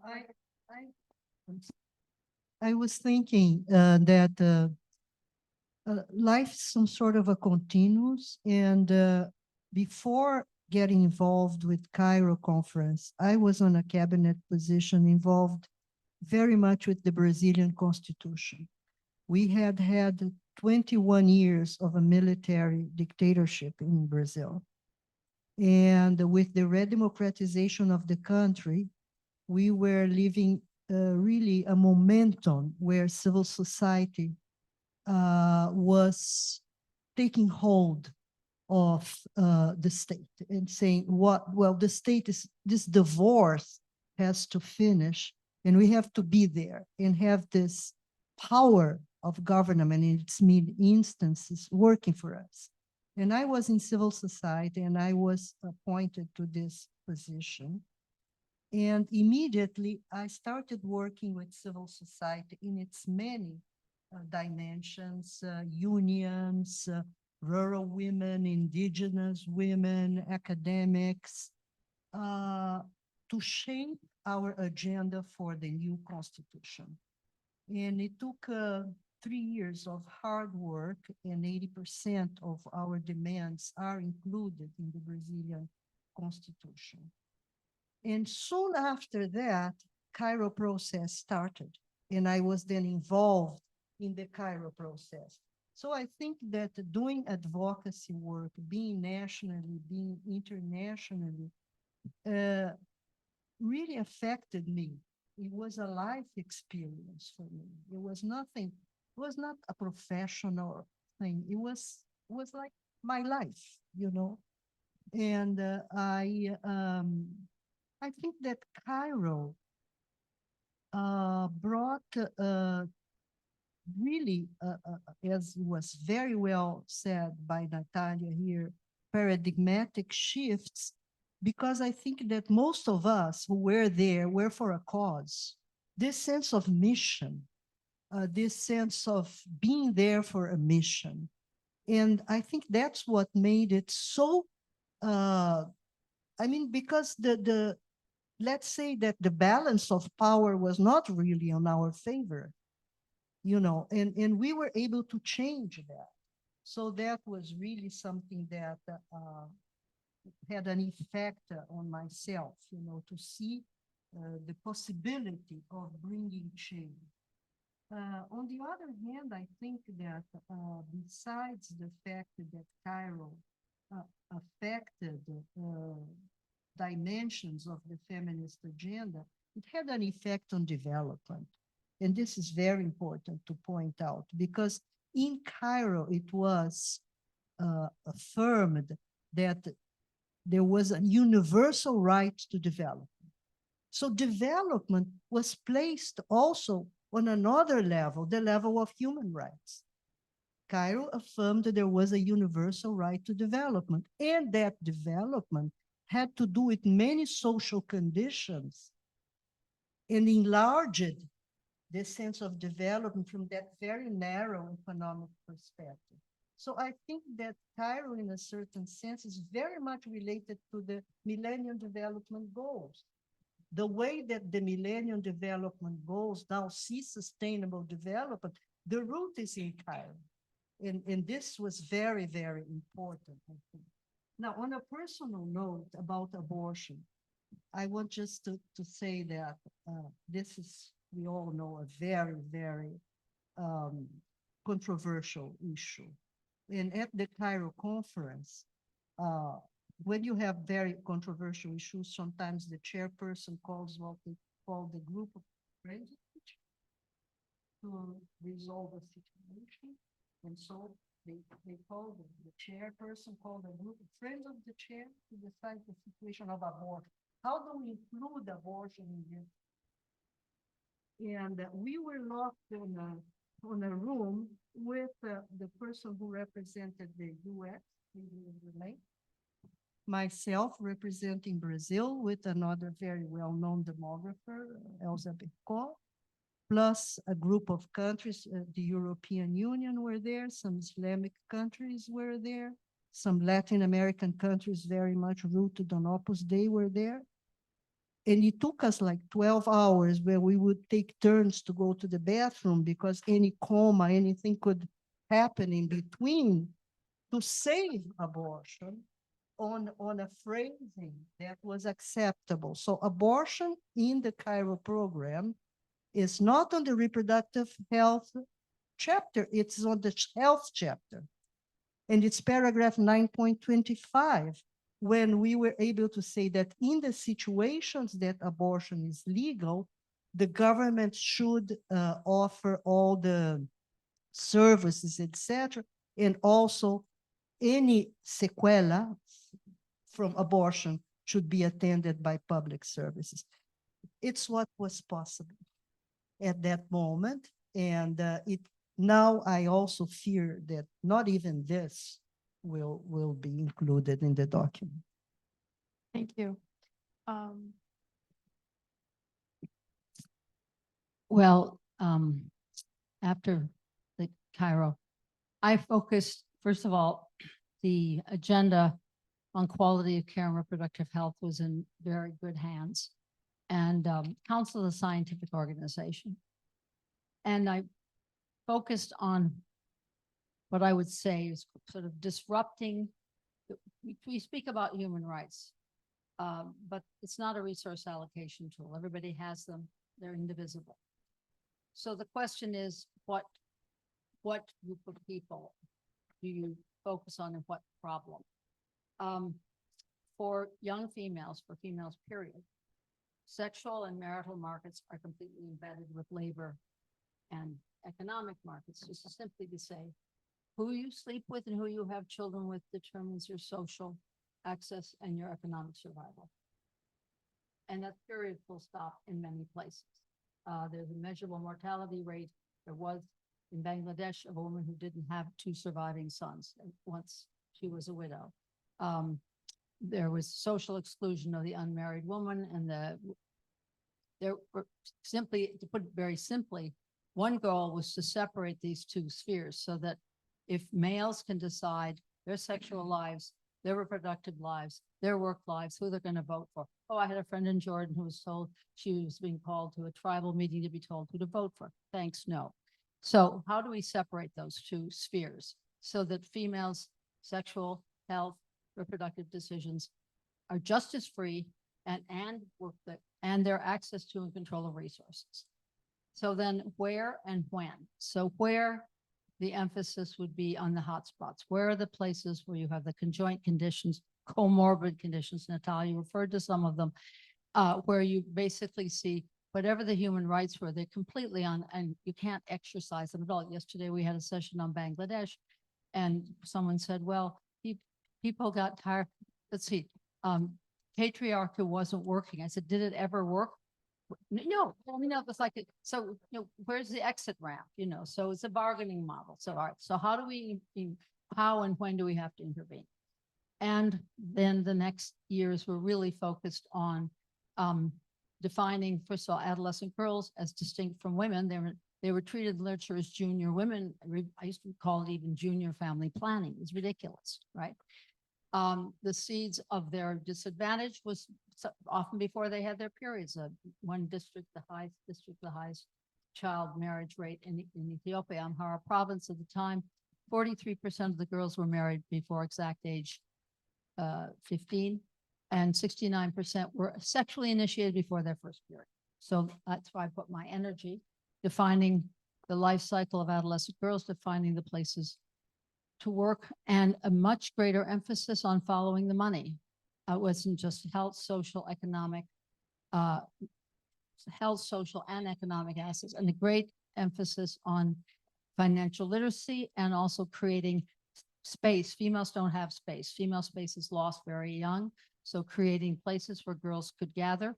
Increasingly, we can actually separate out the social capital effects of education from education, but it hasn't gotten nearly enough attention. And, in the case of adolescent girls, you have to begin very early. And these days with the social media aspects, not only is biological puberty moving lower, so is social puberty moving lower. So that was where I was putting my efforts. Last sentence. And I think currently most of the world is defined by some sort of humanitarian crisis, climate change, conflict, fast health problems like Ebola, slow health like HIV. All of them have adolescent girls as their safety net. They are the credit card. It operates through displacement, scarcity, and stress. Who bears that? Adolescent girls do, and younger. And it's counted on. It is assumed that they will mediate that. Women and girls have been outperforming bad designs for a really long time. Let's make better designs.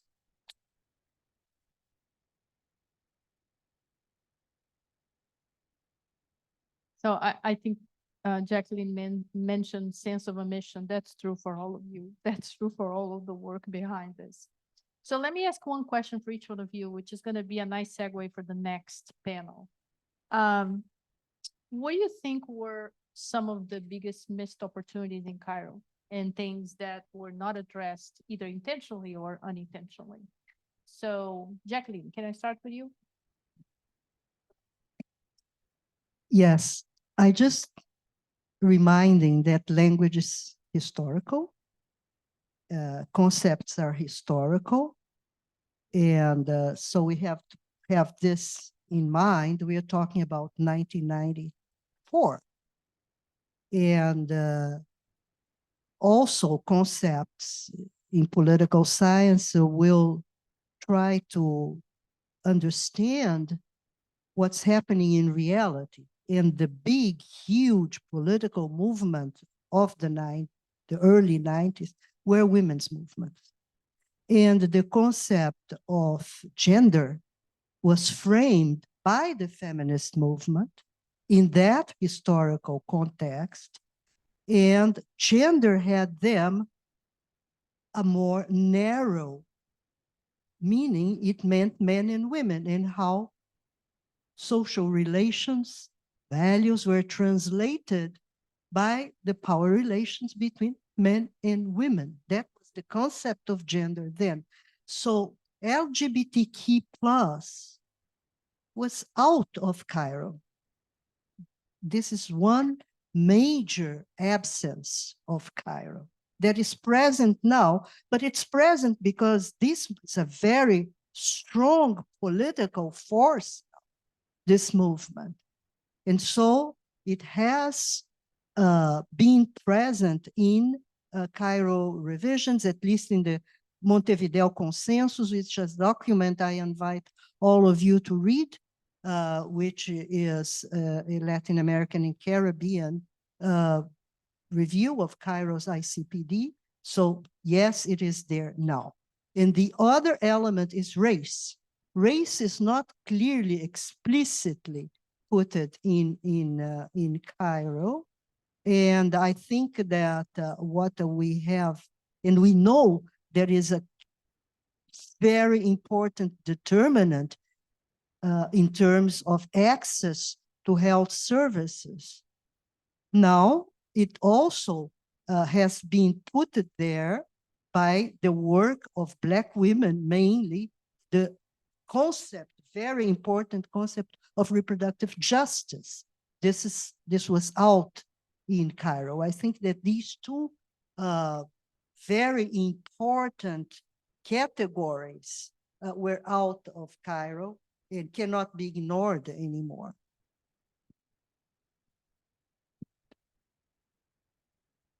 I think what I focused on, or what I think was missing, was things that were mentioned in passing but didn't have appropriate valence. Looking ahead, and given the UN as a major forum, the Millennium Development Goals, the Sustainable Development Goals, should be articulated at subnational levels. That could even include, in the case of indigenous peoples nations. Otherwise, you homogenize data, you create a tremendous political interest in showing upward trends, finding out the first question should be who's excluded. When this happened, who's excluded? And begin with them. Begin with the least of them and you'll get to the rest of them. So that idea. Going to hotspots.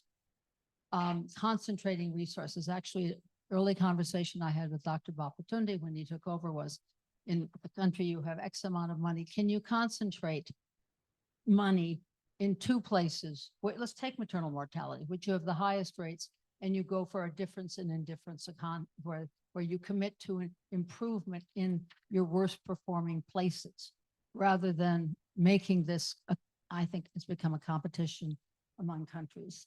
Obviously, I feel there should be much more emphasis. The word youth should be broken into adolescence and early adolescence, and early adolescence is the defining point for females. It's over by 15, and some of it begins even earlier. And much more attention needed to be given to the value of collective action. We've benefited from it, we wealthy people here, being collectively, but the delivery potential of creating collective spaces beginning at very young ages, gender and age specific, real peers, for the delivery of food security, of information and so forth, must be stressed, not just as a right, but I think a practical delivery platform. And lastly, when we get to this issue of aging, what's the problematique, right? What's the real problematique? The life cycle of females is distorted. 90 rising up to more than half, rising up to 92% of females will be on their own, exclusively responsible for the care and financial support of themselves and younger and older dependents. The largest growing proportion of poor in the world are women over 55, not just because they're women, but because their income is family income, and income isn't touched, and the issue of how men use their income isn't touched. When a few passing phrases, you're looking at gross disproportions. Females devote, even in a household where a female is earning half of what the husband is earning, she's usually paying more of the costs. So that has to be completely reframed, and much more attention given to financial literacy. I would open child savings accounts at birth along with registration. It's a great pivot point to make it clear someone is a citizen, but also for national investment. Final word, right? What was, what's the unfinished business of Cairo? What was left out? The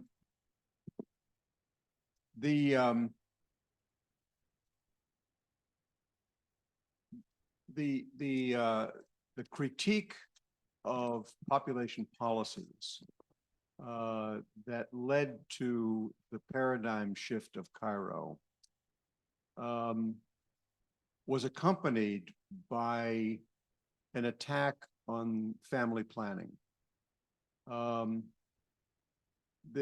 excesses of the population policies, the programs that countries enacted that did trample on human rights were never separated from what a good voluntary family planning program could accomplish in the rhetoric of the critics. And the consequence of that was that a chapter of the program of action that was supposed to have been entitled Family Planning ultimately was not. There is no chapter on family planning. Family planning finds its way into the document only reproductive health, including family planning. And it's that way several times, almost as an afterthought. I think that this had the effect of sent a message to governments that they really ought to downplay family planning. They ought to diminish the attention that they had been giving to family planning. Everybody came out of Bucharest, everybody came out of Mexico City saying, oh, family planning is the thing we really need to focus on. And that was wrong. But it was something they did need to focus on. They came out of Cairo saying, family planning doesn't seem to be very popular. Maybe we ought to kind of downplay family planning. I think that was unfortunate. It even affected the UNFPA. UNFPA didn't say much about family planning in the 10 years following Cairo. I was delighted to hear Dr. Khanum put #1 on the current emphases of UNFPA access to contraception. It is fundamental to women's rights. It is fundamental to family stability. It is fundamental to human development. And I think that the momentum of family planning was considerably diminished because of the way in which it was treated or mistreated in the Cairo document. So I'm very happy to hear that it's back on the agenda, front and center for UNFPA. I think it needs to be front and center in the agenda, the development agendas of governments in the Sustainable Development Goals and everywhere else. But I think it was a missed opportunity actually in the program of action. Thank you. So because we're trying to keep track on time, I'm not going to open for Q&A, but please stay because we're going to have a reception. You're going to have plenty of time to talk to our speakers. So this discussion, this last discussion was a nice segue for the next panel, which is going to talk about things that we're missing and what comes next. But before I call our moderator for the next panel, please join me in welcoming this phenomenal panel, this phenomenal discussion. Thank you.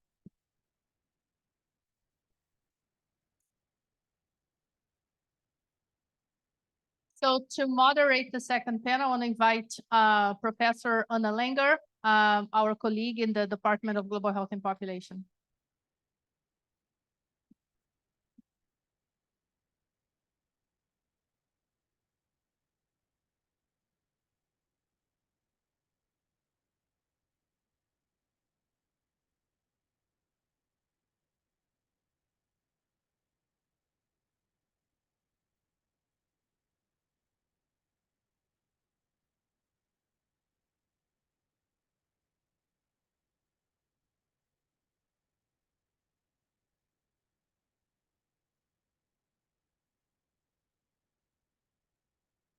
Can you hear me? Well, the first panel and the keynote were really wonderful openings for what we are going to discuss next, the last panel of today's symposium. I will, as Marcia mentioned, we will focus on Cairo Plus 30, old promises and new challenges. In particular, we would like to focus on issues that were not perceived as urgent as they are today, and issues that, as some of the panelists said in the previous panel, were not addressed as intensely, as thoroughly as maybe they should have at the Cairo conference. My name is Anna Langer, and I'm a professor of the practice of public health, emerita now at the Global Health and Population Department that I joined in 2010. And I led for more than 10 years a program called the Women and Health Initiative. I'm a physician by training. I'm a perinatologist and reproductive health expert. I worked for many, many years in many countries around the world, particularly low and middle income countries, although I did some work here too. And I focus very, very much of my effort in translating evidence into policy and programs. So this is a wonderful opportunity to discuss my field of work for over 30 years, and I very much appreciate Marcia's invitation to organize and lead this panel, moderate this panel. I'm joined here today by three wonderful panelists. Together, as I said, we will explore the issues that were insufficiently covered in Cairo and consider the implementation of the program of action and try to look forward and see what's next. Let me start by introducing Brittany Charlton. She's an associate professor in the Department of Population Medicine at the Harvard Medical School and the Harvard Pilgrim Health Institute, as well as the Department of Epidemiology here at Harvard Chan. Brittany is known as a leading scholar documenting reproductive health and cancer disparities affecting sexual and gender minorities. And she also conducts research on contraception, use, and family planning among people of all sexual orientations and gender identities. Brittany also co-leads the Harvard Sexual Orientation and Gender Identity and Expression Health Equity Research Collaborative, that's a long name, which comprises over 125 members of sexual and gender minority health researchers across the university. Thank you, Brittany, for being here today. Next, Jewel Gaussman is the senior research scientist at the Guttmacher Institute. Her research focuses on the social determinants of sexual and reproductive health and rights across the life course.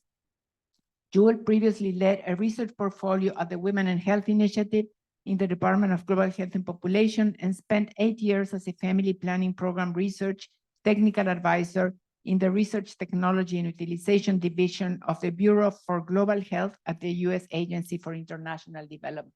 Welcome, Jewel.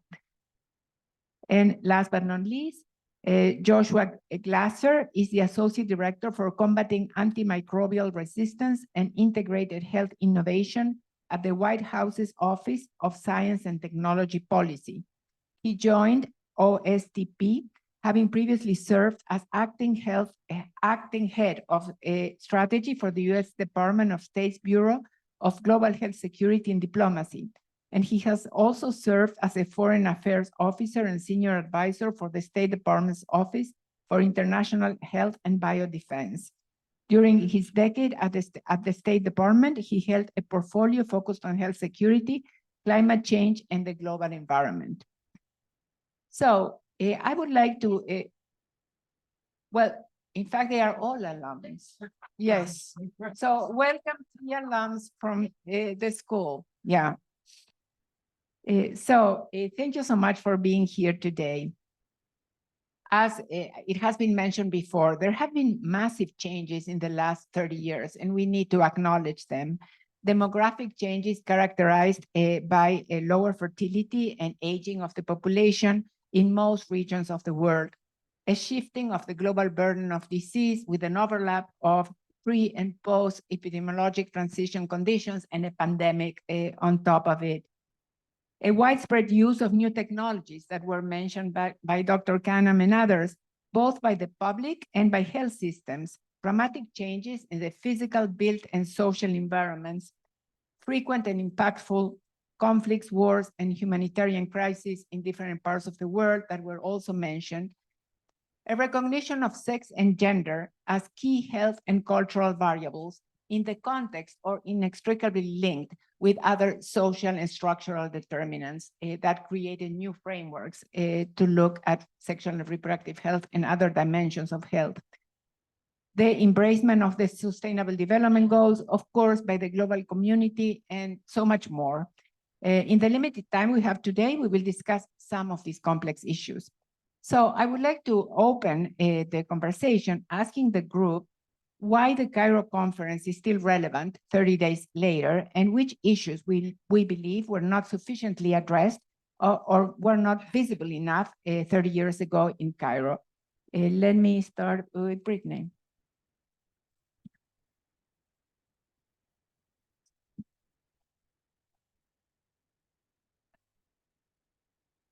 Wonderful. Thank you all for having me. I mean, when I think of Cairo, I definitely think about, as has been eloquently said throughout this whole afternoon, just that it really did provide this sort of global consensus that reproductive health and rights are human rights. And I think when I reflect on it, I also just sit with such gratitude, particularly thinking about the personal piece of it, of just that we are, speak on behalf of our whole planet, it's just of a different generation. My parents were born during World War II, and it certainly really informed, I think, how I come to this work.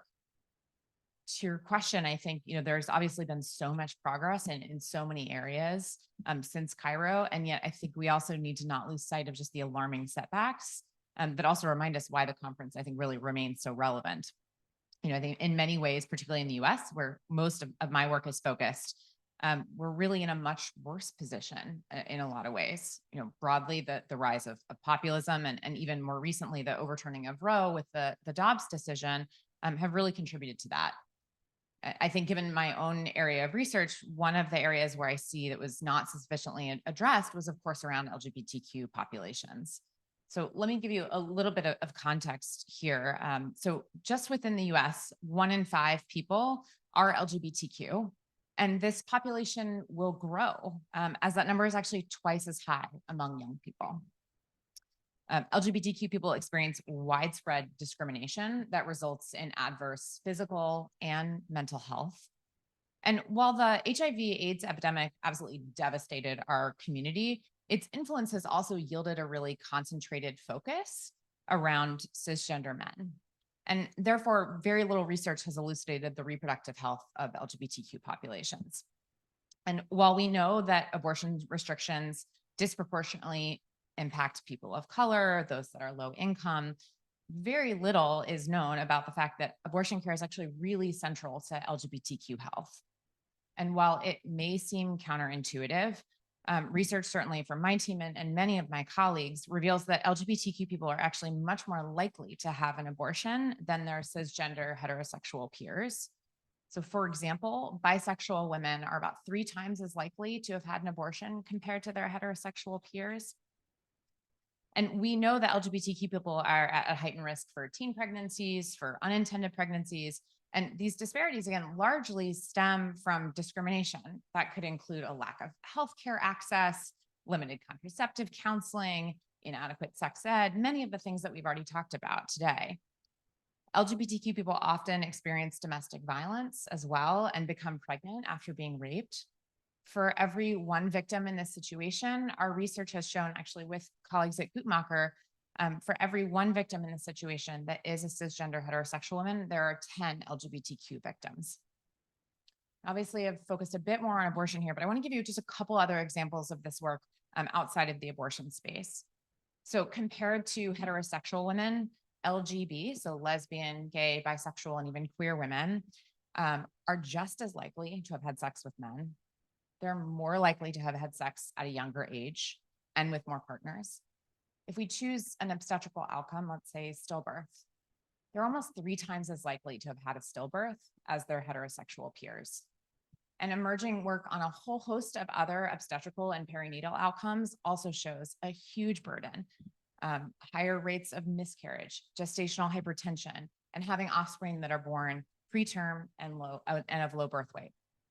And definitely, while there's been huge progress on improving LGBTQ health, in many ways, certainly just the expansion of this field of research, we can't lose sight of the fact that LGBTQ people have become the target of an utterly unprecedented wave of attacks and policies across the US and certainly across the world. And these policies, for example, at least in the US, include those that limit access to healthcare and criminalize teachers for even just discussing the existence of LGBTQ people. And so I think the last thing I'll close here is just to say that LGBTQ rights and abortion are really intertwined. I think we never want to lose sight of that, right? The forces that are attempting to really restrict autonomy over pregnancy or reproductive rights are the exact same ones that are restricting access to things like gender affirming care or even same-sex marriage rights. And so I think our fight really needs to be united and really keep the sort of core principles around sovereignty over people's body and identity as a core piece of our mission.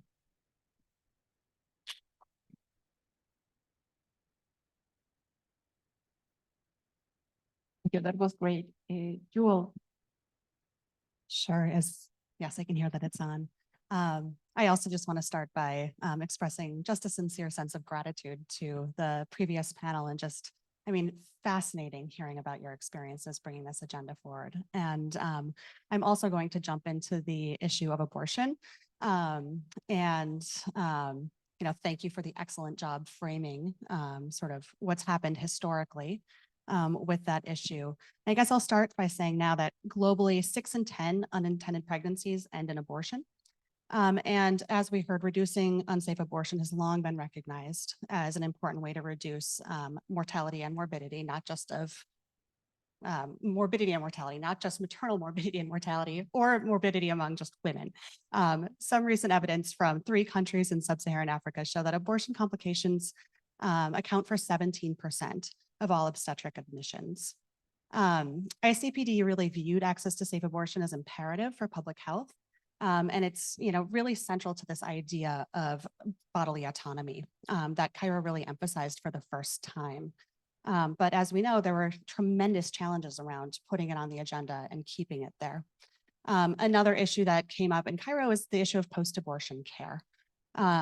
As emphasized in Cairo, all women should have access to post-abortion care, even in settings where access to abortion is restricted. And even though every country globally recognizes the right to post-abortion care, the health systems really fall behind in offering it. Since Cairo, we've seen abortion included in global monitoring frameworks. For example, SDG 5.6.2 focuses on the enabling environment, and it includes a component designed to measure country progress in the enabling environment to providing safe abortion. And we've also seen regional protocols and agreements that have been put into place that have affirmed the right to safe abortion as a public health imperative. The trend globally has been towards liberalization of abortion-related laws. So more than 60 countries have expanded the grounds for legal abortion since 1994, and 4 have made abortion care more restrictive. That includes the US, Poland, Nicaragua, and El Salvador. Today, more than half of all women and people live in countries with restrictive abortion laws. And unfortunately, countries that have expanded the grounds for legal abortion have not necessarily followed up by integrating abortion care into the public health system, really limiting access. Abortion bans hurt everybody, and especially people, as we heard Brittany mention, people with the fewest resources and who are marginalized. I think it's really important to mention that the evidence shows that bans are not associated with lower abortion rates. Abortion incidence is similar in countries with restrictive contexts and countries with liberal laws. Instead, the evidence from our research shows that it mainly impacts the safety of abortion. Fortunately, self-managed abortions using medicines approved by WHO has become more widely available in recent years, especially through the private sector and informal channels. And it's believed that the growth of self-managed abortion and the expanding availability of medication abortion globally is really starting to make abortion safer and more accessible, even in places where in legally restrictive settings, but we really don't have good data for that. Medication abortion also makes it easier to task share post-abortion care to lower level cotters and increase primary level access. Misoprostol is widely available for postpartum hemorrhage and more affordable than the combination regimen and effective for post-abortion care. So it's critical to train health workers in offering this for post-abortion care for mild complications. And so ensuring equitable access to safe abortion care and post-abortion care remains a critical area still for attention globally. And there's really a lot left to do in carrying out the Cairo agenda forward and helping people realize their right to control how many children they have and when they have them through access to safe abortion care. Thank you. George. Thank you, Anna, and thank you to the organizers of the event today for inviting me to be with you. Thank you to all the speakers who've come before and those on the panel with me. First off, I would like to say that 30 years after the world convened in Cairo to recognize reproductive rights or human rights, we do need to reaffirm the central truth. And in fact, US government leaders will be reaffirming the Cairo Consensus on Reproductive Freedom at an event in New York next week. So thank you so much, Natalia, for reminding us of that occasion. I also did want to note that the United States does remain the largest bilateral donor to global family planning assistance, and that this is in the spirit of investing in women's well-being, promoting gender equality, and ensuring women's control over their futures. My colleagues at the Gender Policy Council at the White House lead on this work, but from my vantage in OSTP, I've seen the importance and power of putting together the gender equality, the public health, and the climate change agendas to make progress on all fronts. I read back through the Cairo Program of Action in preparing for this session, and I noted the word climate appears 5 times. However, 3, that's a majority of those references, are to things like the investment climate or something like that as a metaphorical use of the term. There's only 2 mentions of climate in the sense of the climate of the world, the climate change we are experiencing. And to their credit, even though it was very early days, the reference to climate change does appear twice. It does refer to the impact on future generations. It does refer to the impact of climate change on migration from highly at-risk countries such as small island states. But what we know now is that these risks are no longer far away or in distant generations. They are here and now. The impacts are worldwide. The climate crisis is underway. It did not take several generations to make itself felt. We know that the impacts of climate on health are manifold, diverse, and severe. In November, President Biden released the 5th National Climate Assessment of the United States. I'm going to quote so I get this exactly right. Climate change is harming physical, mental, spiritual, and community health through the increasing frequency and intensity of extreme events, higher incidences of infectious and vector-borne diseases, and declines in food and water security. These impacts worsen social inequalities. Emissions reductions, effective adaptation measures, and climate-resilient health systems can protect human health and improve health equity. Of course, there are many approaches to achieve health equity, and the particular impacts of climate change on those who are pregnant, those who are seeking reproductive health services, and young children are high on the list. As a government, we're not merely recognizing those facts, but acting on them. President Biden signed into law the largest investment in climate action ever, which included $50 billion towards resilience. The Biden-Harris administration has established an Office of Climate Change and Health Equity at HHS and delivered an extensive and multifaceted U.S. contribution to COP28 Health Day in Dubai in December. At OSTP, we have focused on providing and messaging science and technology advice to the president, coordinating across U.S. government agencies, and meeting with external stakeholders just as I am today, all to advance a strong U.S. science and technology enterprise. On the issue at hand, that means measuring and messaging the health benefits of climate action, as well as those consequences I was mentioning a moment ago. At recent remarks, our director, Arti Prabhakar, said, and again, I will quote, "Since the president signed the Inflation Reduction Act, we expect air pollution from the power sector to fall dramatically, preventing as many as 18,000 deaths between now and 2030. That used to sound like a long time from now. It is not. The savings from these health benefits could be $190 billion, and we expect to avoid up to 118,000 asthma attacks and hundreds of thousands of lost work days. Think about what that will mean for people who are pregnant, people who are tending to young children, people who are trying to live their lives in their communities around the country. So while much of the 1994 Program of Action remains as relevant as ever, the climate aspect is better understood and enunciated here 30 years later. Thank you.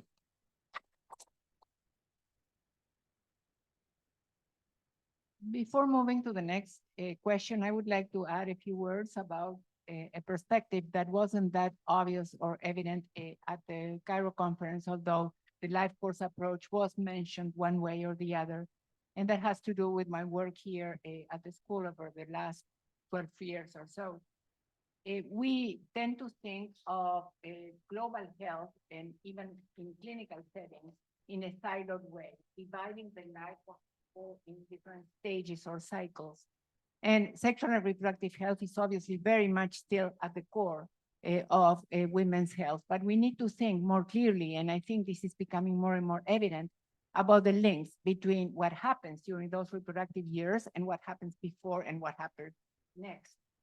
And also, as was mentioned before, we are thinking more and more about the influence of sex and gender on health, but also on how we perceive health and what we think about the issues that people face in terms of health. So let me very briefly use cardiovascular disease as an example.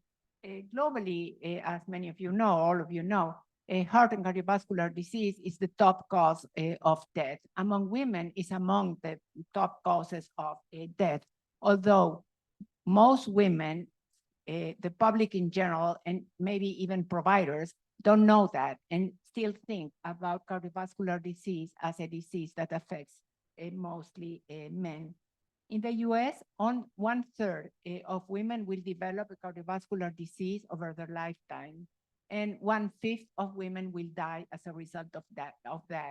Cardiovascular deaths are more than breast cancer deaths, and not only that, are more than all cancer deaths taken together. So it's really dramatic and still a very neglected issue. And I'm mentioning it in the context of this discussion because although cardiovascular disease can happen at any stage of life, it's very common that it starts during pregnancy and the postpartum period through preeclampsia, through peripartum cardiomyopathy, and other conditions, a stroke, other conditions that women may face during that period. And it's not only a cause of maternal morbidity and mortality, but it's also a risk factor for chronic cardiovascular disease later in life. But again, the dots are not connected. And although most women have a contact with the health system during pregnancy and the postpartum period, the opportunity is missed to educate the woman, to tell her about her risk, to prevent and to treat conditions that may lead to chronic and conditions and early death. So we need to do something about that and start breaking those silos and start thinking of people's lives, not only women's lives, in terms of a continuum. And that's something that I think we need to focus on moving forward, building on the Cairo agenda, but going beyond that. Other examples could be mental health, diabetes, nutrition, gynecological cancers, and so many more. Okay, so let's continue. Brittany and Jewel, could you please talk about some other frameworks, such as reproductive justice and intersectionality, that have come to prominence in the years since Cairo?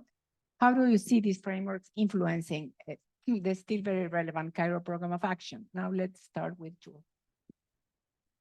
Sure. So as we've heard, the reproductive justice movement was founded by Black women in the US just before the Cairo conference. And it focused on the experience of Black American women and women of color.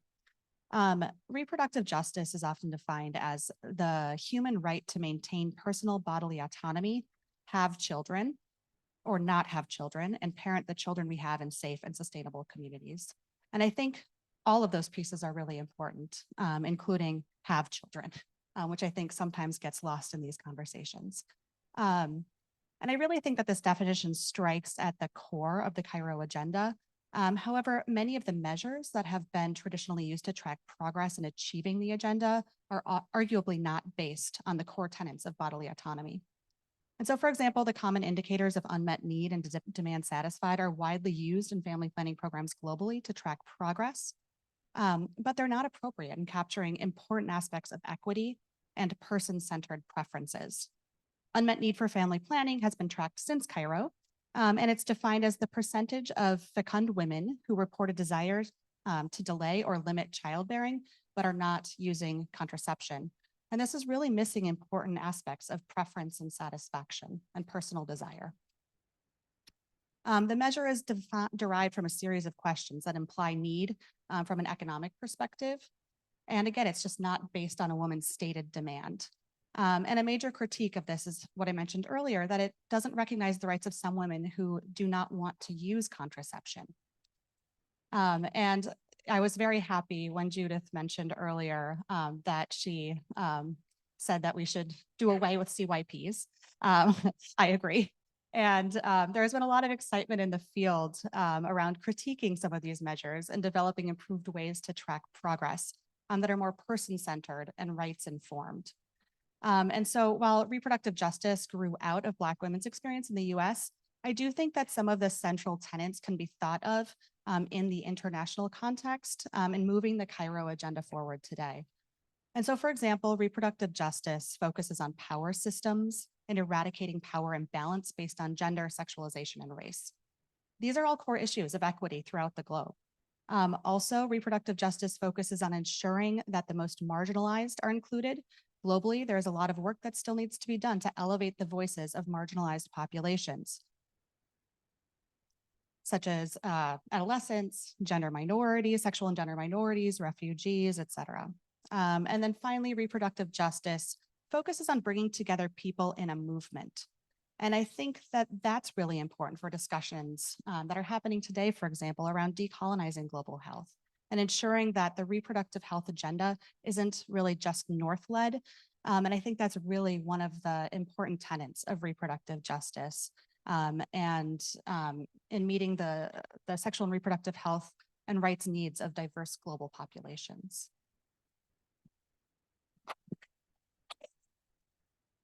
Maybe we can clap at the end. So, because we are not being consistent. Some speakers are more recognized than others. Brittany. Yeah, so I think I'll maybe take the piece around intersectionality then. I think you covered that so well. I guess maybe I'll just add one historical footnote.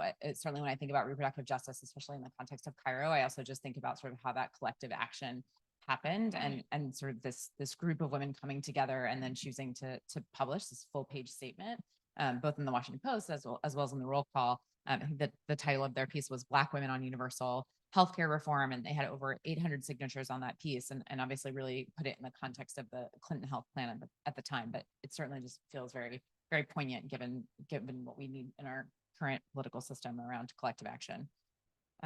So yeah, let's talk for a minute, I guess, about intersectionality. This is a theory that began to emerge in the 1980s among a group of Black feminist legal scholars, including Kimberly Crenshaw. And it's a framework for sort of understanding how aspects of someone's social and political identities combine to create different modes of discrimination and privilege. So in a very simplified way, you could sort of think, for example, that a Black woman is both Black and a woman, and therefore is subject to discrimination on the basis of both race and gender. And then importantly, really a combination then of the two. As Jules said, I think intersectionality as well as reproductive justice really help us emphasize that things like discrimination can't just be addressed through sort of like a single access approach. And so while I think Cairo really did set a vital standard, even using some of these frameworks, I think that these frameworks moving forward can also really help us to strengthen and reframe some of these discussions, particularly around power structures. And the evolution that I think continues to guide some more comprehensive response to policies and really will help us sort of advocate globally for subsequent changes. I guess what I'll also say is I think these frameworks can also help us both see progress and setbacks and sort of implementing the POA as well, even here in the US. I think on a positive note, both like medical schools as well as schools of public health, I think are now offering curriculum and training, even on topics like LGBTQ health in much more meaningful ways. Much more work needs to happen there. But I do think that even frameworks like this are now becoming a part of our curriculum. And certainly most of our students can articulate these frameworks and really talk about why they're really relevant.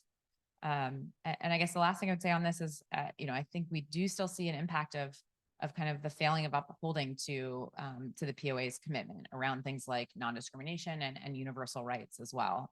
To tie it back to LGBTQ people, obviously we still see folks facing barriers to accessing appropriate health, or even just the stress of living in really hostile places. Definitely takes a toll on people's mental and physical health. And even recent policy changes like the Don't Say Gay bills that we're seeing across the US really do increase in sort of vulnerability as well as uncertainty in people's lives. Thank you both. Josh, as was discussed during the previous panel, civil society organizations played a pivotal role at the Cairo conference. From your perspective, how does their role compare to that of civil society organizations in climate COP and other key international processes these days? Thanks, Anna. I actually went back and read and searched for the number of references to civil society organizations in the Cairo Program of Action, and it's more than 24. And I found that very striking. And I also found it very striking that the mention of civil society often comes in the same breath or the same clause as UN and governmental organizations. So in that sense, there's this very equal tasking across all the different dimensions to act in carrying out the plan of action. At the State Department, we unsurprisingly get a lot of international texts through the Conference of Parties and so on. And virtually always there's a separation where you have what the member states will do, what the UN organizations are directed or requested to do, and then what is urged or recommended or suggested for civil society to do. So it's a very different structure.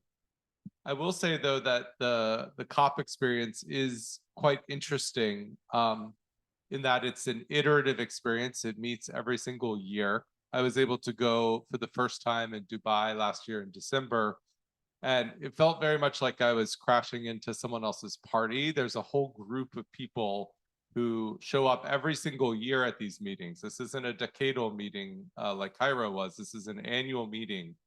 And there's become what a colleague of mine calls the greater metropolitan COP, where you have a few thousand people there in a negotiating capacity, and then tens of thousands of people there on the outside, messaging about their causes, bringing forward commitments, shining a light on issues, engaging the media, and in many ways doing so in a way that's quite striking in its breadth and depth relative to what's being negotiated in the middle of the bullring at the negotiations. I think this is quite a different example than what was described as the Cairo experience, but it's worth studying in its own right, worth comparing, worth analyzing in its own right. I would also say that the composition of that greater metropolitan COP is changing. This is a demographic experience that for many years it was mostly an environmental gathering, but now you're seeing increasing shares of different sectors of society showing up. And in the global health space, I found it was quite striking this year that we had not only people who focus on development issues who maybe have gone over and over again, but people there focusing on workforce, human resources for health, focused on vaccines, focused on health security, and many more. So it'd be quite interesting as time goes on to see if there are indeed continued and iterative participation from the whole breadth and depth of the global health sector at these meetings, or if this was more of a one-time trend. But certainly I think signs point to it being a new and important part of the Metropolitan COP. Thank you. Thank you. Very interesting. So during the keynote speech and during the previous panel, there were many references to the fact that the Cairo agenda is an unfinished one, and also references to the Sustainable Development Goals that are the framework we are operating in these days. I would like to hear from you in which way you think both agendas go together, maybe strengthen each other, and maybe there are some virtual cycles there that we could highlight, or maybe some harmful ones. Let's start with George, if you don't mind. Sure, thank you for raising this issue. And I did want to reiterate that the United States government strongly supports the SDGs. At last year's UN General Assembly, President Biden said, and I will definitely quote, because I definitely won't get this right, that the SDGs were adopted at the United Nations in 2015 as a roadmap for improving lives around the world. But the hard truth is, for decades of progress, the world has lost ground in these past years in the wake of COVID-19 conflicts and other crises, and that the United States is committed to doing its part to getting back on track. I think there's several different interesting parts of that, including the recognition that we do need to catch up, we do need to get back on track. I would certainly place the Cairo agenda within SDG 3 on health, SDG 5 on gender equality, but I think one of the real important parts of the SDGs is that they link in all sorts of interesting ways that may not be obvious at the surface. So for example, we have SDG 6 on water, which is of course something we all need. It depends delivery of all forms of healthcare, but is especially needed for childbirth and newborns. And yet we live in a world where nearly 4 billion people go to health facilities that lack access to basic hygiene services, and 1 in 5 facilities do not have access to safe water services. Just speaking from personal experience as someone who's accompanied my wife to the birth of 2 of our sons, the idea of doing this process without sanitation or hygiene on hand is hard to process, but for half the world, it's a lived reality. The United States is committed to closing this gap, including through a World Health Assembly resolution, as well as helping to implement WHO guidelines on the ground where it is needed most. And yet this is still our baseline here today. And as with so many things, climate change and environmental degradation are likely to aggravate the risk moving forward. So also, as with so many things, we can't approach the SDGs in silos. We need to be able to work across sectors, pillars, and goals to tackle the program at hand. In this case, that might mean using climate information to understand water stress, applying water sanitation and hygiene interventions to health facilities, and using that to improve reproductive health outcomes. This is exactly the type of crossing of silos we need to do if we are going to apply SDGs and Cairo together. Joel, would you mind sharing your reflections with us? Oh, sure, absolutely. You know, I guess I'm going to get back onto my indicator spiel again. And, you know, I mean, the SDGs, it's a framework of indicators for measuring global progress. And I've recently been a part of a lot of really interesting discussions on sort of re-envisioning the measurement framework for progress and impact in sexual and reproductive health programs, primarily family planning programs globally. And I was actually recently at an expert working group at UNFPA just a few weeks ago on re-envisioning 5.6.1 and 5.6.2.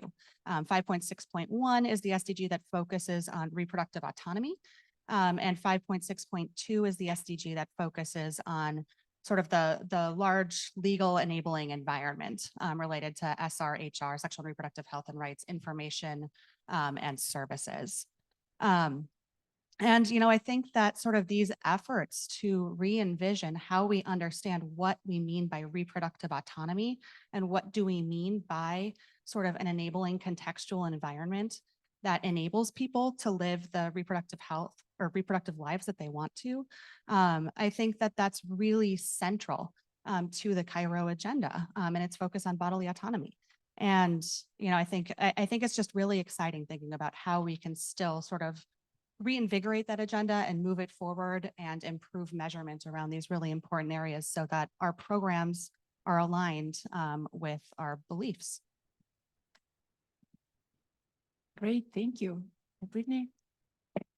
Yeah, I would say within my work, I most commonly think about SDG 3 around ensuring healthy lives, again, for all and across all ages, as you were speaking to, as well as SDG 10 in terms of thinking about reducing inequality, again, within and across countries. I come to this work, I think, in two minds. It's certainly thinking about the LGBTQ work. This field is still really in its infancy in a way, and we spend a lot of our time documenting that disparities exist. So as just one example, we published a paper just yesterday, actually, in JAMA, demonstrating there are very pronounced sexual orientation related differences in premature mortality. So compared to heterosexual women, lesbian and bisexual women died 26% sooner in our study. And the way that this really ties into thinking about SDGs is I just really don't want to spend the rest of my career sort of doing descriptive work and documenting that these disparities exist. And so we close that paper like we do almost every other, right? I mean, making it clear that, these causes of death are preventable. And we talk about, sort of the intervening on behaviors, things like, smoking and drinking and managing mental health, all of which arise out of coping with stress that arises out of discrimination. And certainly we talk about providing high quality healthcare to be able to close those mortality gaps. And we also, of course, make a call for sort of addressing these more systematic sources of discrimination.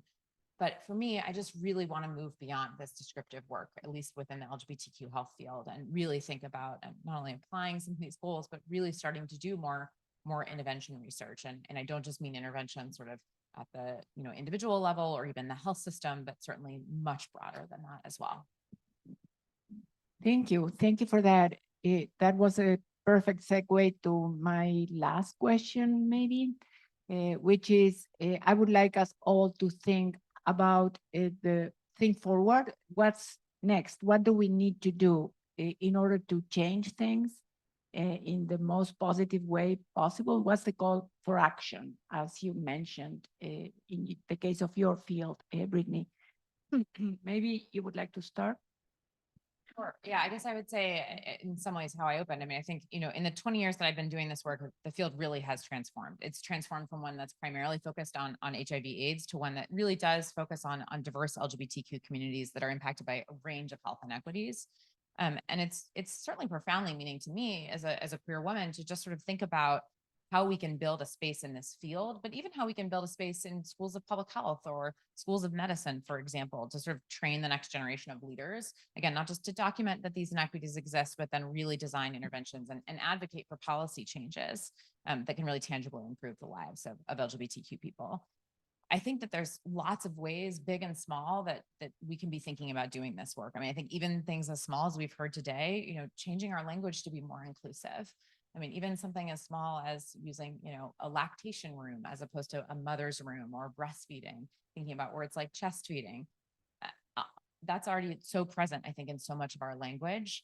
And yeah, again, I think there are also other ways to think about how we can design interventions to sort of even fit within some of the SDGs. So maybe I'll just give you an example from the two I mentioned. So within SDG 3, I think we might think about just how to make healthcare services just more inclusive of LGBTQ people. Again, and that could include training our providers around how to take an inclusive sexual history.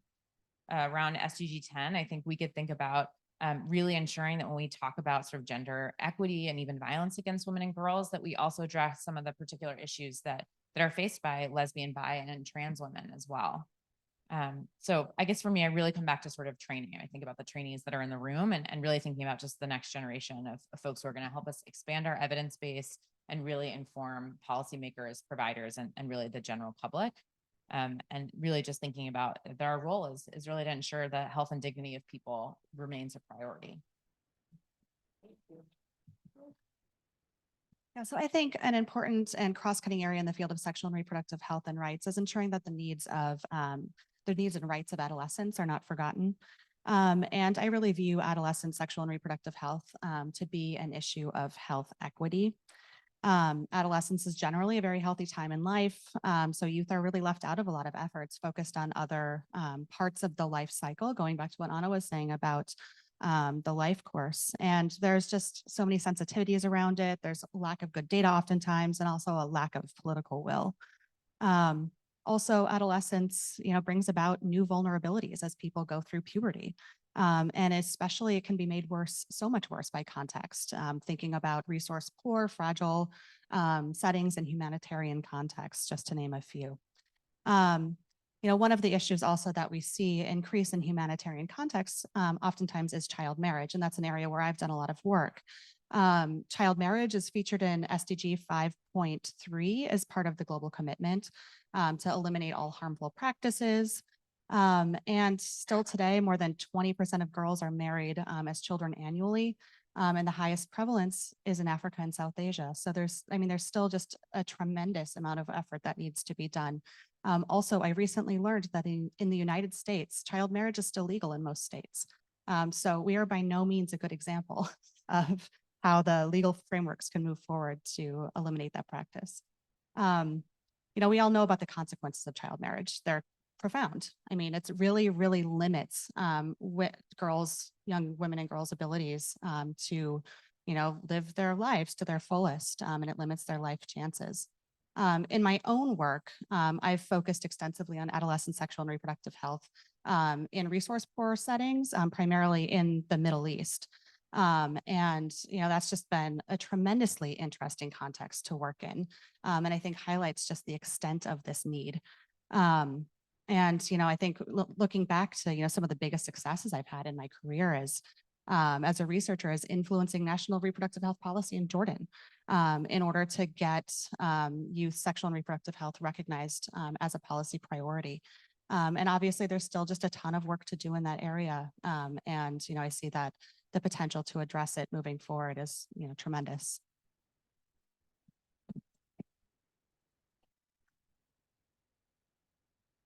So thank you again, and thank you so much for having me today and for the really excellent questions. I look back again at the 1994 program of action, and if you took away the header and the footer and just looked at the terms on the page, I think you would find that the text is extensive and in many ways timeless. Includes terms like economic development, environmental degradation, internal displacement, and international migration, gender equality, family planning, reproductive health, HIV/AIDS, very much still on the agenda today.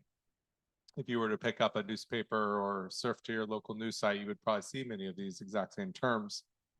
I think it's useful to keep frameworks that we have available, keep them alive as long as they still work, but also recognize that as we go, the world changes and certain megatrends like climate change and environmental degradation are so encompassing that they begin to impact nearly all the other issues we face.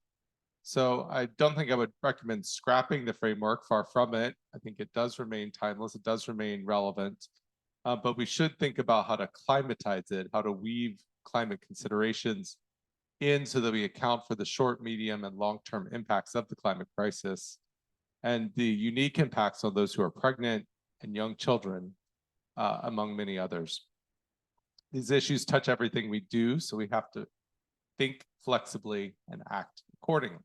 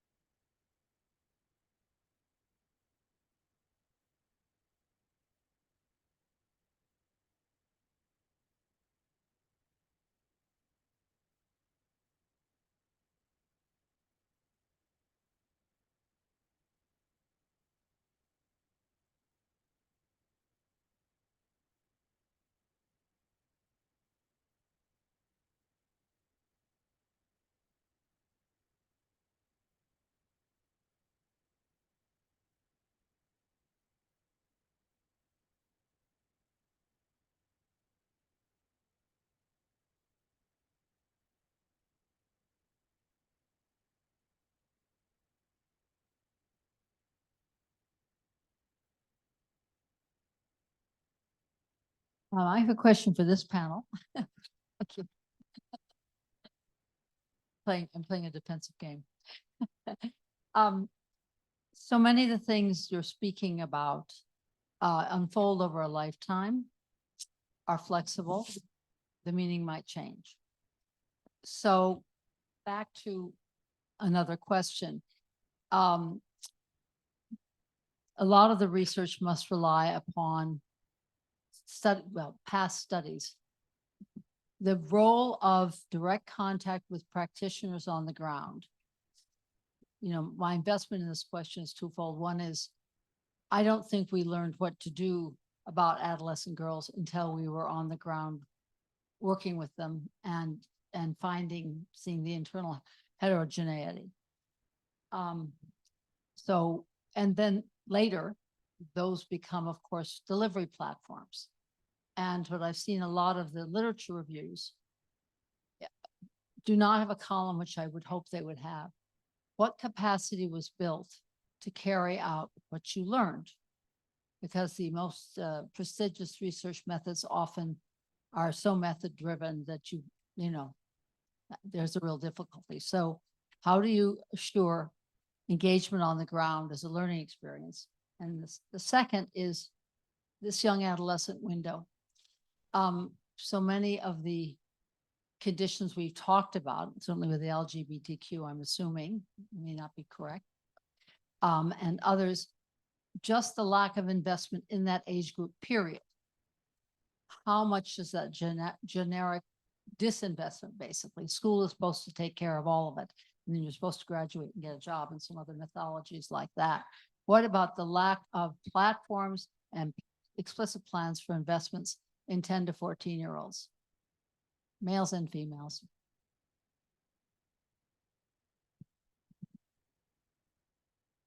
Sure, yes. I was jotting down furiously your question, and hopefully I can read my handwriting. I think your question about what capacity is built is really, really critical, especially in thinking about researching questions related to vulnerable populations like adolescents.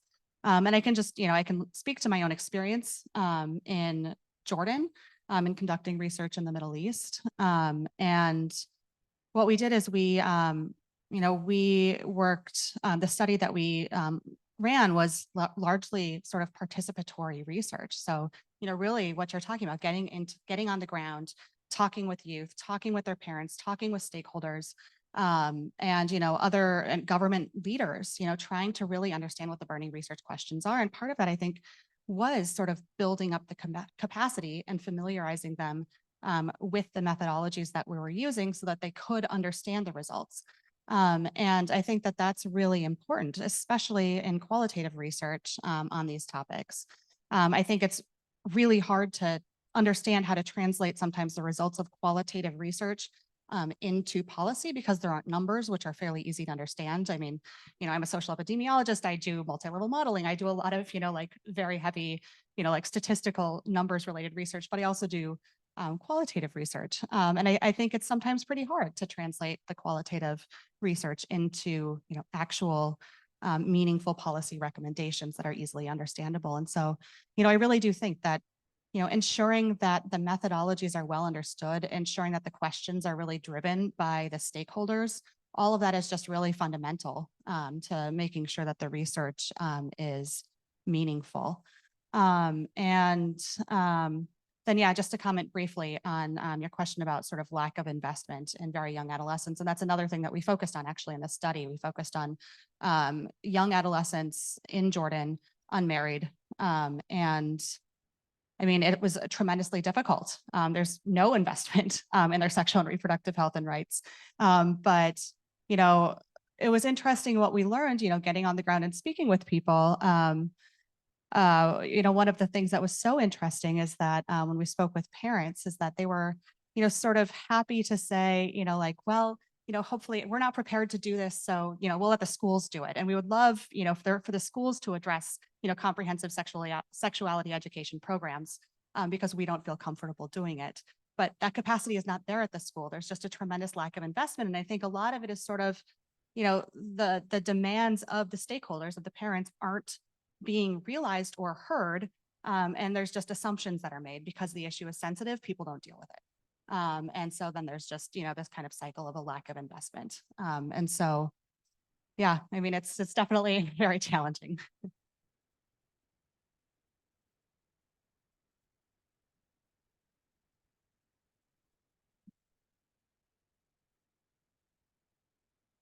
Hello, thank you so much for this wonderful information. Jody, I'm from the Infectious Diseases Division at MGH, and I had two questions. One was the direction of reproductive rights in the US, particularly given that both abortion and contraception were kind of ruled under the privacy rule, and because reproductive rights aren't considered constitutional rights. I just wonder, going forward, how do you envision us as a society galvanizing to rise it to the level of getting it as a constitutional right level? Because I feel it's a slippery slope once it's argued on the privacy legislation, which is what has happened now with the overturn. The second question is about the issue of substance use as a cause of pregnancy-related deaths, especially being the leading cause in the US of postpartum-related deaths. And I haven't really heard it in the conversation at all. And so just wondering how best to address that growing need.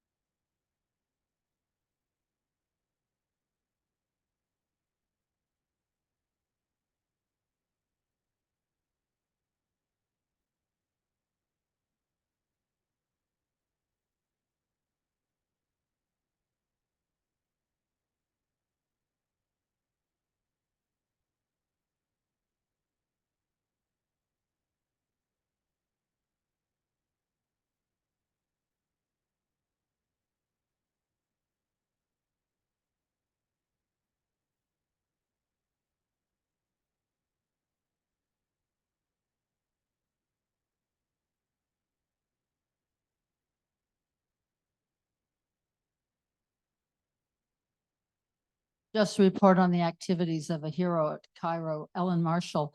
I was just with her in Colorado, and people are going state by state, and they are going to try to put in a constitutional, I think same thing's happening in Florida and some other places.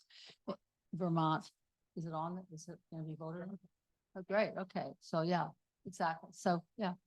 So in Colorado, for example, they had to get 186,000 signatures. They had to get 2% of the people who voted in the state Senate elections in each of the 35 districts. So it's a very high bar. She spent time camped out at Mad Jack's bar for about 7 hours getting signatures and so forth. I think it's that sort of process. I obviously have just that information.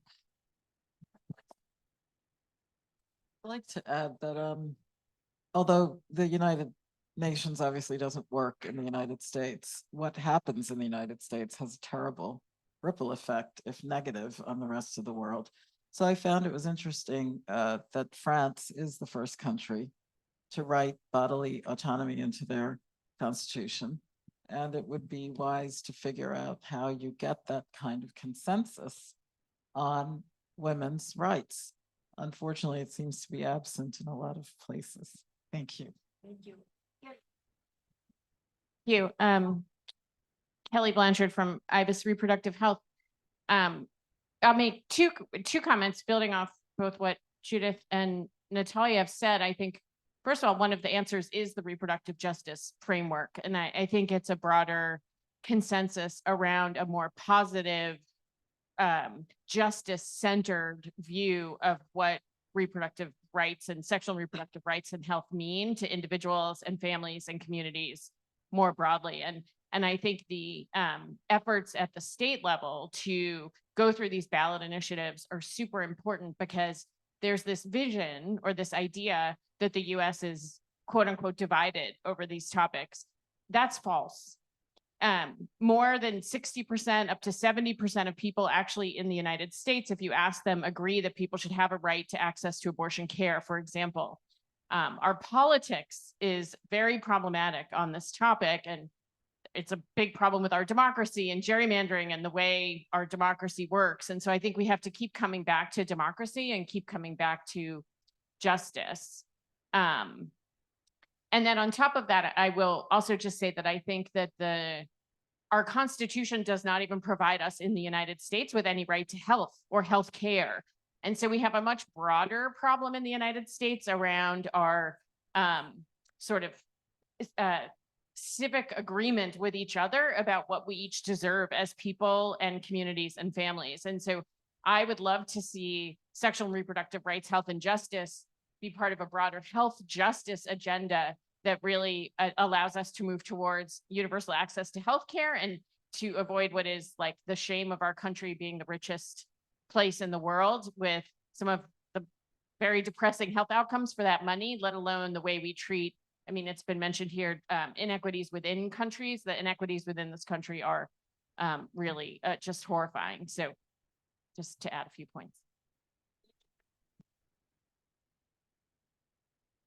I think we will close this session now, and I will give, well, let me thank our wonderful panelists today. Now it's time to clap.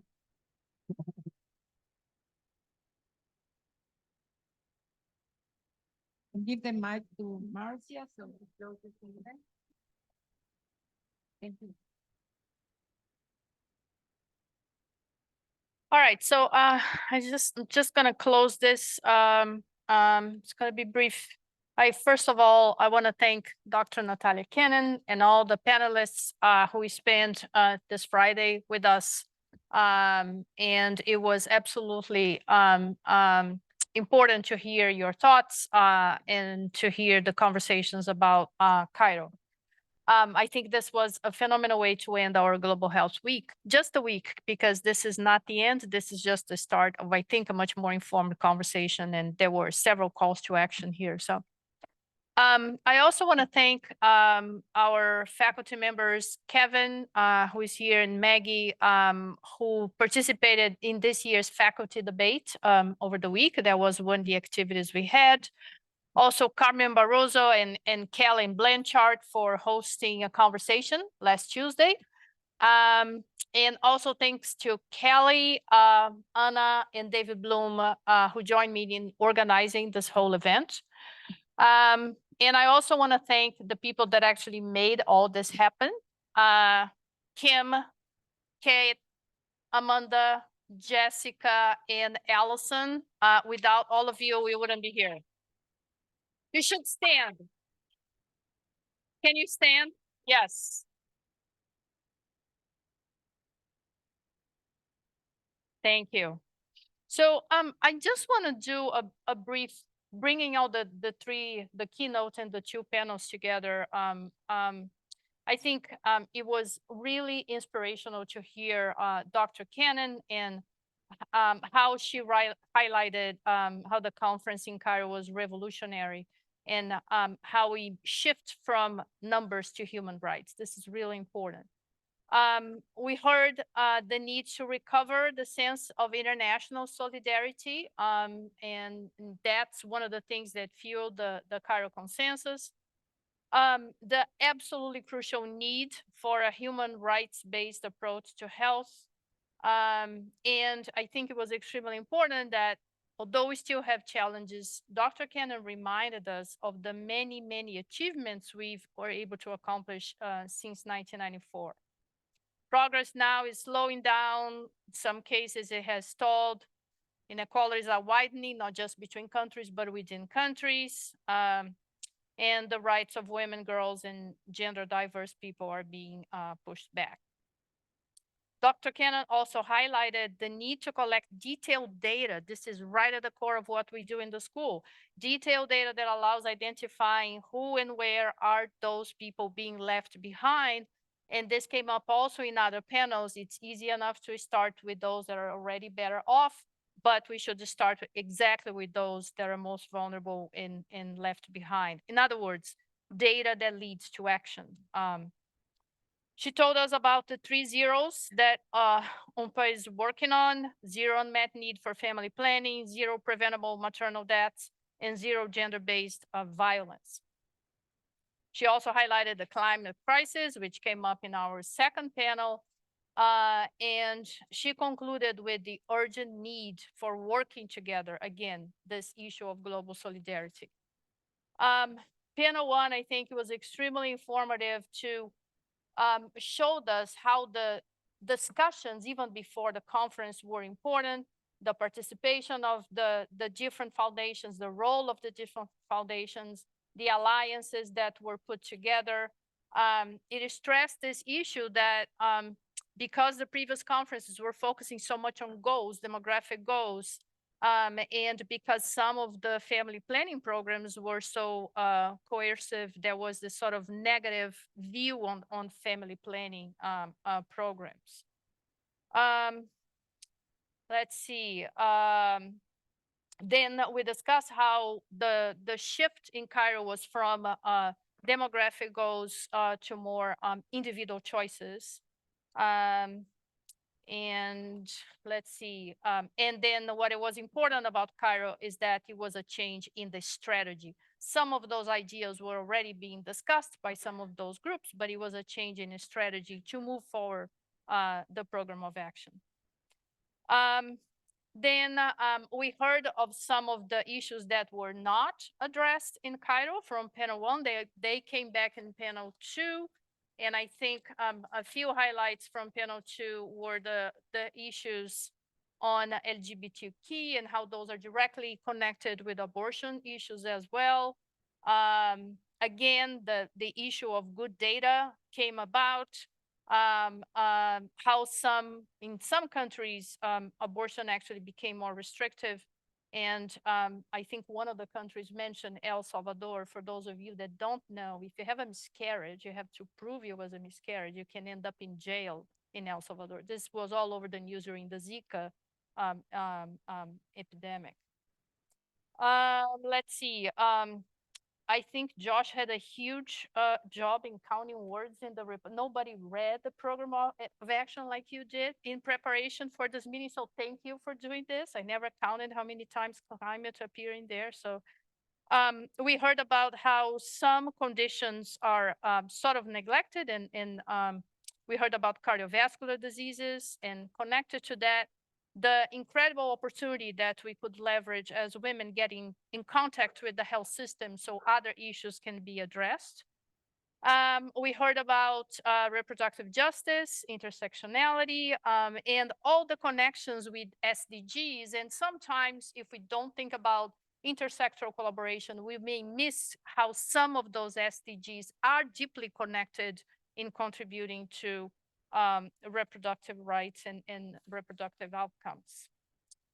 All right, that's it for summary. Oh, no, one more thing, which I think is important, was sort of the need to advocate for more policy action. We do a lot of descriptive research, but there's a need for more policy action and a need to educate the public.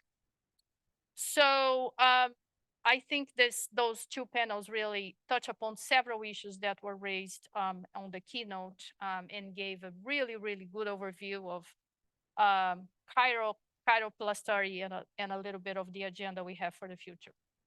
So before we join in the reception, I just want to announce the poster day winner. So we had 15 poster submissions and we selected 3 posters. There's no first, second, or third place. We selected 3 posters.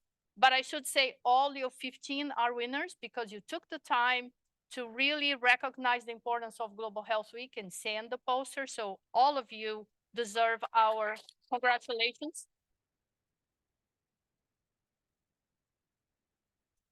So the three, I'll just mention the name now, and then I'll briefly describe the poster of each one. And while I do this, each one of you can come up. So the three are Alexa Thompson, Muki Guo, and Celine Wijawa.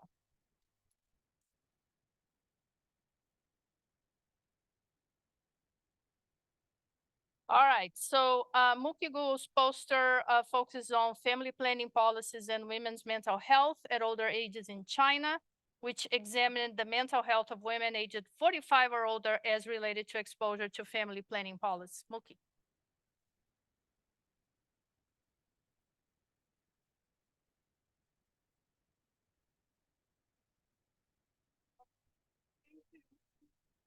Anybody gonna take a photo?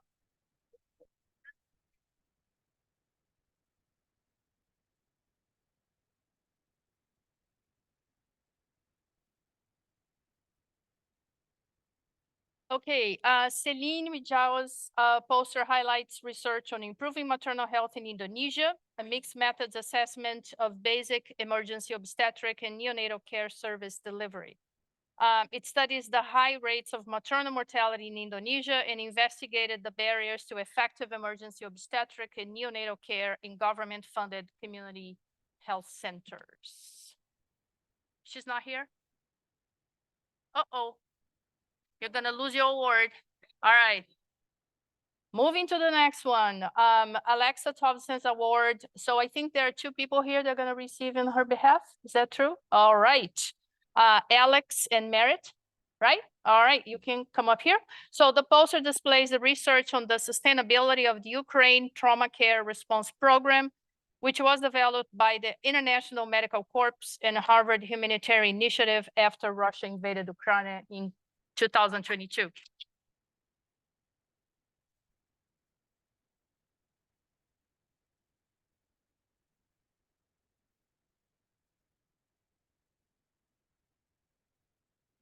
Yeah.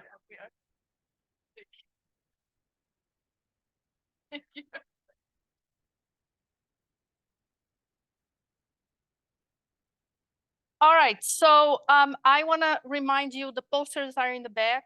So we do have a reception outside, but please stop by and hear the great work that our researchers and students are doing. And I just want to end this coming back to something Dr. Cannon said. We need to recover the sense of international solidarity. We need to work together. So let's get to it. Let's have the reception. Thank you.